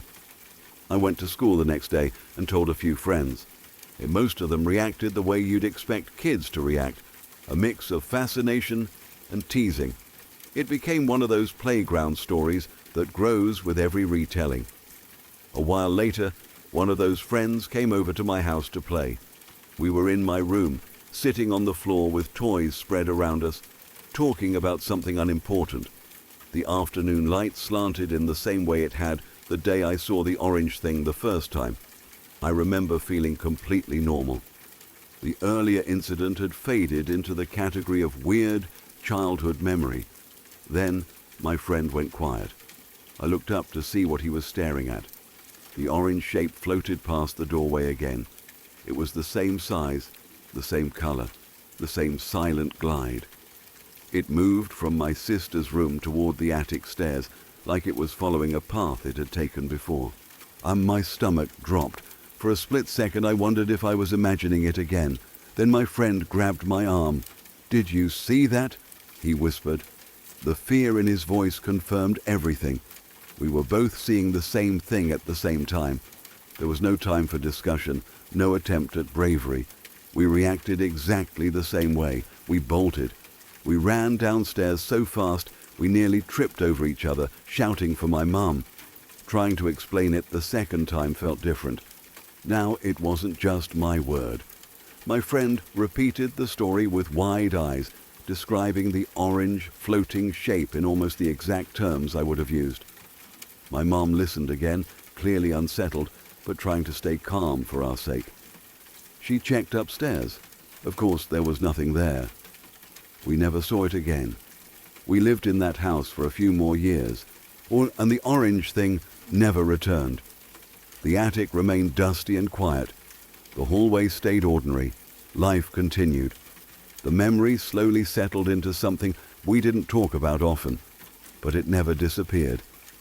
Years later, I ran into that same friend by chance. We hadn't seen each other in a long time. We started catching up, talking about school and work and all the usual things people say when they reconnect. Then, almost out of nowhere, he said, "Do you still remember that orange thing in your house?" The fact that it was one of the first memories he brought up sent a chill through me. It hadn't faded for him either. It lived in his mind the same way it did in mine. Sharp, bright, and impossible to categorize. I don't claim to know what any of these experiences mean. I'm aware that the brain is capable of incredible tricks. Half-waking hallucinations, childhood imagination, shared misinterpretations of light and shadow. There are rational explanations that line up neatly on paper. But memory isn't just paper. It's emotional. It carries the fear, the surprise, the certainty of the moment. That night at my grandparents' house, the feeling of someone standing inches away from me was real enough to make my heart race. As a child, the sight of that orange shape was real enough to send me running in terror, and real enough that another kid reacted the same way without prompting. What stays with me isn't the idea of ghosts or spirits or anything supernatural. It's the reminder that perception is fragile. Our brains build reality for us every second, stitching together light, sound, and expectation into something we trust completely. And sometimes, for reasons we don't fully understand, that stitching slips. When it does, the world can look very strange for a moment. Most of the time we shake it off and move on. We turn on a light, put on our glasses, run downstairs, or wait for morning. The ordinary world reasserts itself, solid and comforting. But the memory of that slip remains, like a crease in fabric that never fully smooths out. I've learned to live with those memories as curiosities rather than threats. They don't haunt me, they don't keep me awake at night. But every now and then, when I wake suddenly in the dark or catch a flicker of movement out of the corner of my eye, I remember how convincing those moments felt, how real they were while they lasted. And I'm reminded that the boundary between the known and the unknown is thinner than we like to admit. Sometimes it only takes a half second of waking, or a quiet hallway, or a child's afternoon playtime for something unexplainable to step briefly into view, leave its mark, and vanish again.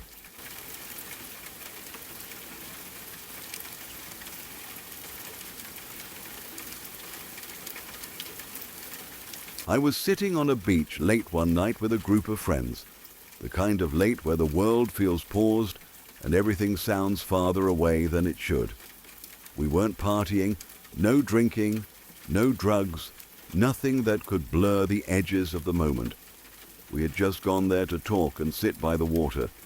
The air was cool and damp, and the tide was moving in slow, steady breaths. Every wave sounded bigger in the darkness. The beach was mostly empty, just a wide stretch of pale sand fading into black water and darker sky. We had built a small circle in the sand and were sitting close enough to hear each other without raising our voices. The only light came from the moon and a distant glow from the town behind us. It was bright enough to see shapes, but not details, so everything looked softened, or like the world had been sketched in charcoal.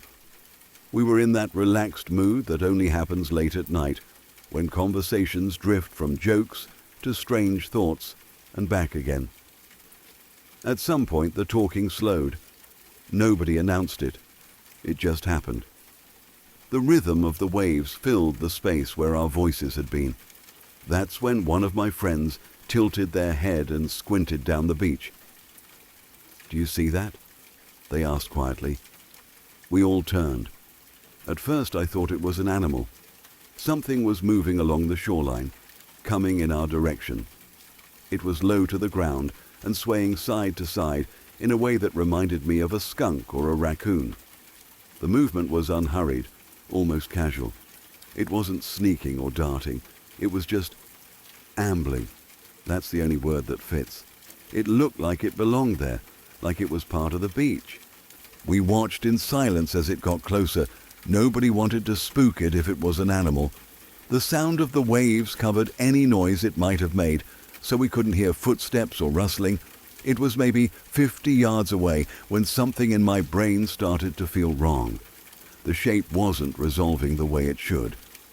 Usually when something approaches you in the dark, it becomes clearer.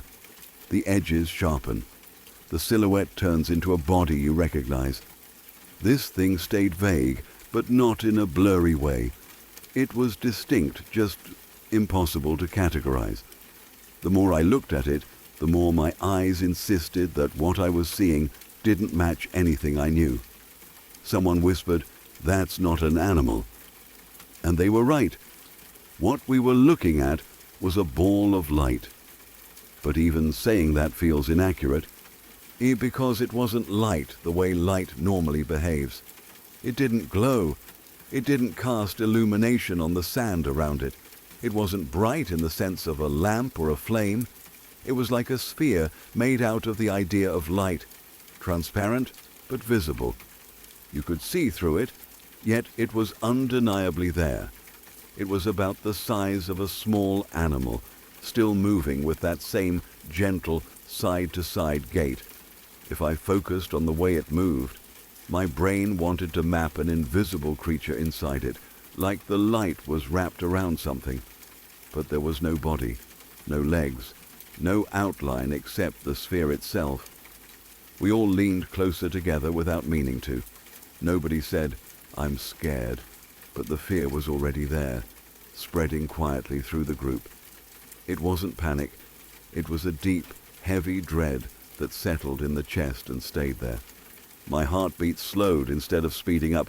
Every instinct told me to stay still and not attract attention. We started confirming in hushed voices that we were all seeing the same thing. "You see it, right?" "Yes." "It's a ball?" "Yes." "Okay, good.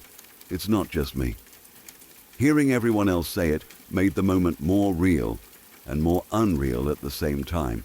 Shared hallucinations aren't supposed to happen. We were all sober, all awake, all watching the same impossible object wander toward us like it had every right to be there. When it reached a point directly in front of us, maybe 20 feet away, it slowed and then stopped. The air felt heavier. The sound of the waves seemed distant, like we were underwater. I became aware of how loud my own breathing was. It didn't do anything dramatic. It didn't flash or expand. It just hovered there, perfectly still, but the feeling in my chest intensified. The dread sharpened into something more specific, the overwhelming urge to leave, not run, not scream, just get up and walk away and never look back. My friend started whispering urgently, "We should go. Let's get out of here. This is wrong." every cell in my body agreed with them. And yet, another part of me pushed back just as hard. A stubborn curiosity rose up through the fear. I knew with absolute certainty that if I walked away without trying to understand what this was, I would think about it for the rest of my life. I would replay the moment over and over, wishing I had taken one more step. The conflict inside me was intense, terror pulling one way, curiosity pulling the other. I stood up. The sand shifted loudly under my feet, and the sound felt like an announcement. My friends grabbed at my arm and whispered my name, telling me to stop, telling me this was a bad idea. I remember looking back at them and seeing genuine fear on their faces. Not the playful fear of a scary story, but the kind that strips humor away. "I just need to see," I whispered. I started walking. Each step toward the sphere felt heavier than the last. The dread thickened the closer I got, like I was walking into deep water. My muscles resisted. My mind filled with images of turning around, of sprinting away, of getting as far from that beach as possible. But I kept moving, slow and deliberate. The sphere didn't retreat. It didn't advance. It simply waited. At about 10 feet away, the fear became almost physical. My chest tightened. My vision tunneled slightly at the edges. The night air felt colder near it, although I can't say if that was real or just my body reacting. The sphere remained silent and unchanged, a calm center in the storm of my reaction. I reached a point about 6 feet away and stopped. I couldn't go any farther. It wasn't a conscious decision. My body refused. Every instinct screamed that crossing that final distance would be a mistake I couldn't undo. I stood there shaking, staring at this impossible thing, trying to burn every detail into my memory. It was perfectly smooth. No flicker, no pulse. The transparency was strange because it didn't distort the background the way glass would. It was like it existed in a different layer, overlapping our world without interacting with it. And yet it felt aware of us, not in a human way, more like a presence that had noticed we were present too. Behind me, my friends were pleading, "Please, come back." "We need to go." Their voices broke the spell just enough. I turned my head slightly and saw them huddled together, eyes locked on me and the sphere. The fear in their faces cut through my stubbornness. Whatever answers I thought I might find didn't feel worth dragging them deeper into this moment. I took a step back. The dread eased instantly, like pressure lifting off my chest. Another step, and it lessened more. I turned fully and walked back to them, each pace making the world feel more normal. When I reached the circle, nobody spoke. We just looked at each other, breathing hard. When we looked back at the spot where the sphere had been, it was gone. No flash, no fade, just absence. The beach returned to being a beach. Waves, wind, moonlight. Nothing out of place except the echo of what we'd seen. Now we didn't debate staying. We packed up in a clumsy rush, hands shaking, and left without looking behind us. The walk back to the car was silent. Every shadow seemed deeper. Every sound made us flinch. It wasn't until we were inside with the doors locked that anyone spoke above a whisper. We started talking all at once, trying to line up our memories while they were still fresh. Every description matched: the size, the movement, the feeling. That shared sense of doom was the part we kept coming back to. It hadn't felt like normal fear. It felt imposed, like the emotion itself radiated from the sphere and soaked into us. In the days and weeks after, we tried to find explanations. Ball lightning, atmospheric plasma, optical illusions. None of the descriptions fit what we saw. Most natural phenomena involving light are bright, energetic, chaotic. This had been calm, contained, deliberate. I've had other strange experiences in my life, moments that could probably be explained by stress or misperception. I'm willing to admit that the human brain is fragile and creative, but this memory sits differently. It's anchored by the fact that we all experienced it together. We shared not just the sight, but the emotion attached to it. Years later, we still talk about it sometimes. The details haven't faded. If anything, they've sharpened with retelling. We don't try to label it anymore. We just accept it as an encounter with something we don't understand. What stays with me most isn't the fear. It's the sense that we briefly crossed paths with a piece of reality that doesn't normally intersect with ours.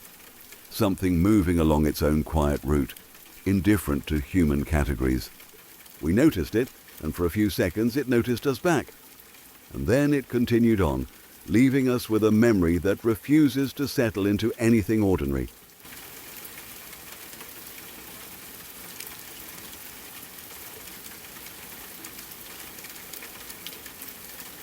When I was younger, I had an experience that still sits in my mind like a photograph I can't quite explain, no matter how many times I look at it. It happened late one night while I was sitting on a beach with a few close friends. We weren't partying, we weren't drinking, and none of us were on anything. It was just one of those quiet nights where you sit together, listening to the ocean and talking about nothing important. The air was cool, the sand still warm underneath us from the day, and the beach was almost completely empty. The only sounds were the waves rolling in and the occasional distant cry of a seabird. It felt peaceful, safe, and ordinary in every possible way. We were sitting in a loose circle facing the water, half talking and half just staring into the darkness. The moon was faint behind thin clouds, giving the whole beach a dim, silver glow. That was when one of my friends stopped mid-sentence and squinted down the shoreline. At first I didn't pay attention. I thought maybe he saw someone walking a dog or another late-night group heading our way. But then I noticed he wasn't joking or distracted. He was frozen, staring. The rest of us followed his gaze. About 50 yards down the beach, something was moving toward us. At that distance, it looked small and low to the ground. Our first assumption was simple: a skunk. The way it shuffled along the sand had that same slow, deliberate movement. None of us were scared yet. If anything, we were amused. We whispered to each other, trying not to startle it. Someone joked that we were about to get sprayed and ruin the whole night. We sat very still and watched it approach, waiting for it to veer off or disappear into the dunes. But as it came closer, the shape stopped making sense. The outline didn't sharpen the way a normal animal would as it got nearer. Instead, it stayed wrong. It didn't reflect light. It didn't cast a shadow. The closer it got, the harder it was to describe what we were seeing. It was like a small ball, roughly the size of a skunk, moving with that same ambling gait, but it wasn't solid. It was transparent and yet visible. It wasn't glowing, and it wasn't lighting up the sand around it. It was light without brightness, shape without substance. Every one of us went quiet. You know that feeling when a conversation dies naturally? This wasn't that. This was silence dropping on us all at once. I could feel the shift in the air, like the temperature had changed, even though it hadn't. My chest tightened. I didn't want to look away from it, but I also didn't want to keep looking at it. The thing kept moving until it was maybe 20 yards away, and by then the unease had turned into something heavier. It wasn't just fear, it was dread, a deep, instinctive certainty that we were in the presence of something we weren't meant to understand. One of my friends whispered, "Do you guys see that?" We all answered at the same time, barely louder than the waves. Yes. That confirmation made it worse. If it had just been me, I could have blamed my eyes or my imagination. But we were all seeing the same impossible thing. The ball of not light continued its slow approach until it stopped directly in front of us, maybe 10 yards away. It didn't wobble or flicker. It didn't behave like fire or electricity or any natural light I'd ever seen. It simply existed there, suspended just above the sand, as if it had decided that was close enough. The dread intensified. It pressed on my chest like weight. Every instinct I had was screaming at me to get up and run. I could feel it in my legs, in my throat, in the tightness of my jaw. My friends were breathing shallow, quick breaths. Someone muttered that we should leave. Another said we should stay still. No one wanted to make the first move. It felt like the thing was aware of us, not in a human way, but in a way that was somehow worse, like we had stepped into the field of attention of something ancient and indifferent. And yet, underneath the fear, there was curiosity. A thought forced its way through the panic. If I didn't go closer, I would think about this moment for the rest of my life. I would always wonder what would have happened if I'd taken a few more steps. The idea of living with that question felt unbearable. My heart was pounding so hard I could hear it in my ears, but I stood up anyway. My friends immediately started whispering my name, telling me to stop. I took one step toward the thing. The dread surged, thick and suffocating. It felt like walking into deep water fully clothed. Each step took effort. My body resisted. My mind flooded with images of disaster, of something going terribly wrong. I kept walking. The sand shifted under my feet, loud in the silence. The thing didn't move. It didn't react in any visible way, but the pressure in the air grew heavier the closer I got. 5 yards. I could see through it, but not clearly. The space inside the ball seemed distorted, like heat rippling above asphalt. My stomach churned. Every part of me wanted to turn around. My friends were begging now, their voices trembling. They sounded far away, like I was underwater. I remember thinking that if this thing wanted to hurt me, it already could have. That thought was the only thing keeping my legs moving. I stopped about 6 feet from it. That was as close as I could get. The dread peaked into something almost physical, like a hand closing around my lungs. I couldn't breathe properly. The thing was right there, hovering, silent and impossible. It didn't glow, it didn't hum, it didn't smell like anything. It was just a presence. And in that moment I had the overwhelming sense that it had acknowledged me, not welcomed me, not threatened me, simply registered me, or the way you might notice an ant crossing your path. That realization broke whatever stubborn courage I had left. I turned around and stumbled back toward my friends. The second I put distance between myself and the thing, the pressure eased slightly, enough for me to suck in a full breath. My friends grabbed my arms and pulled me the rest of the way. None of us discussed staying any longer. We gathered our things with shaking hands and left the beach as fast as we could without running. I looked back once. The ball was still there, exactly where it had been, hovering in the same silent spot. It didn't follow us. It didn't disappear. It just remained, as if our presence had been a brief interruption in its night. We didn't speak much on the walk back. When we finally did, our voices were hushed and disbelieving. We compared details to make sure we had seen the same thing. Every description matched. The size, the movement, the strange transparency, the crushing dread. No one laughed it off. No one tried to turn it into a joke. We were all too shaken. In the years since, I've tried to explain it. I've read about ball lightning, hallucinations, shared psychological episodes.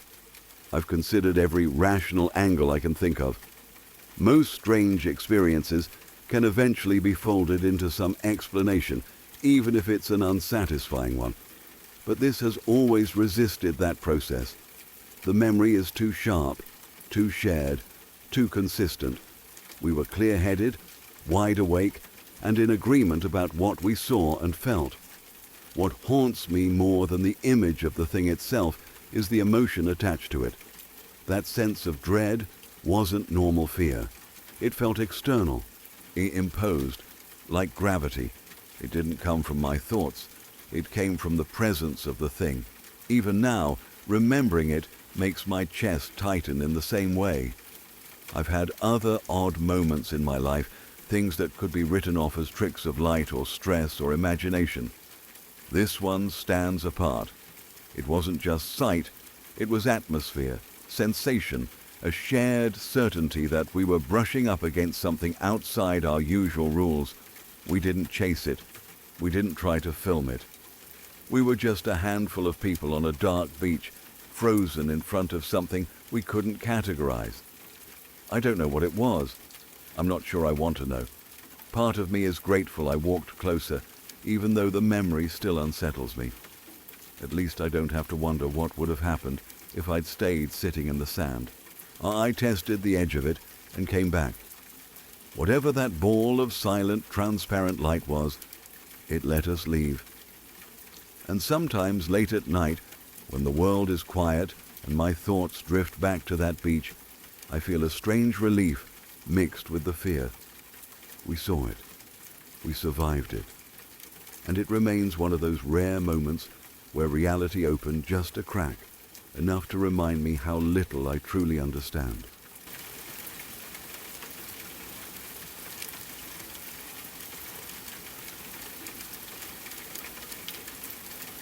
Tell me in the comments which story felt the most real to you.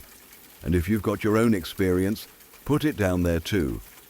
If you want a part 2 with more true stories like these, make sure you're subscribed and share this with someone who swears ghosts aren't real.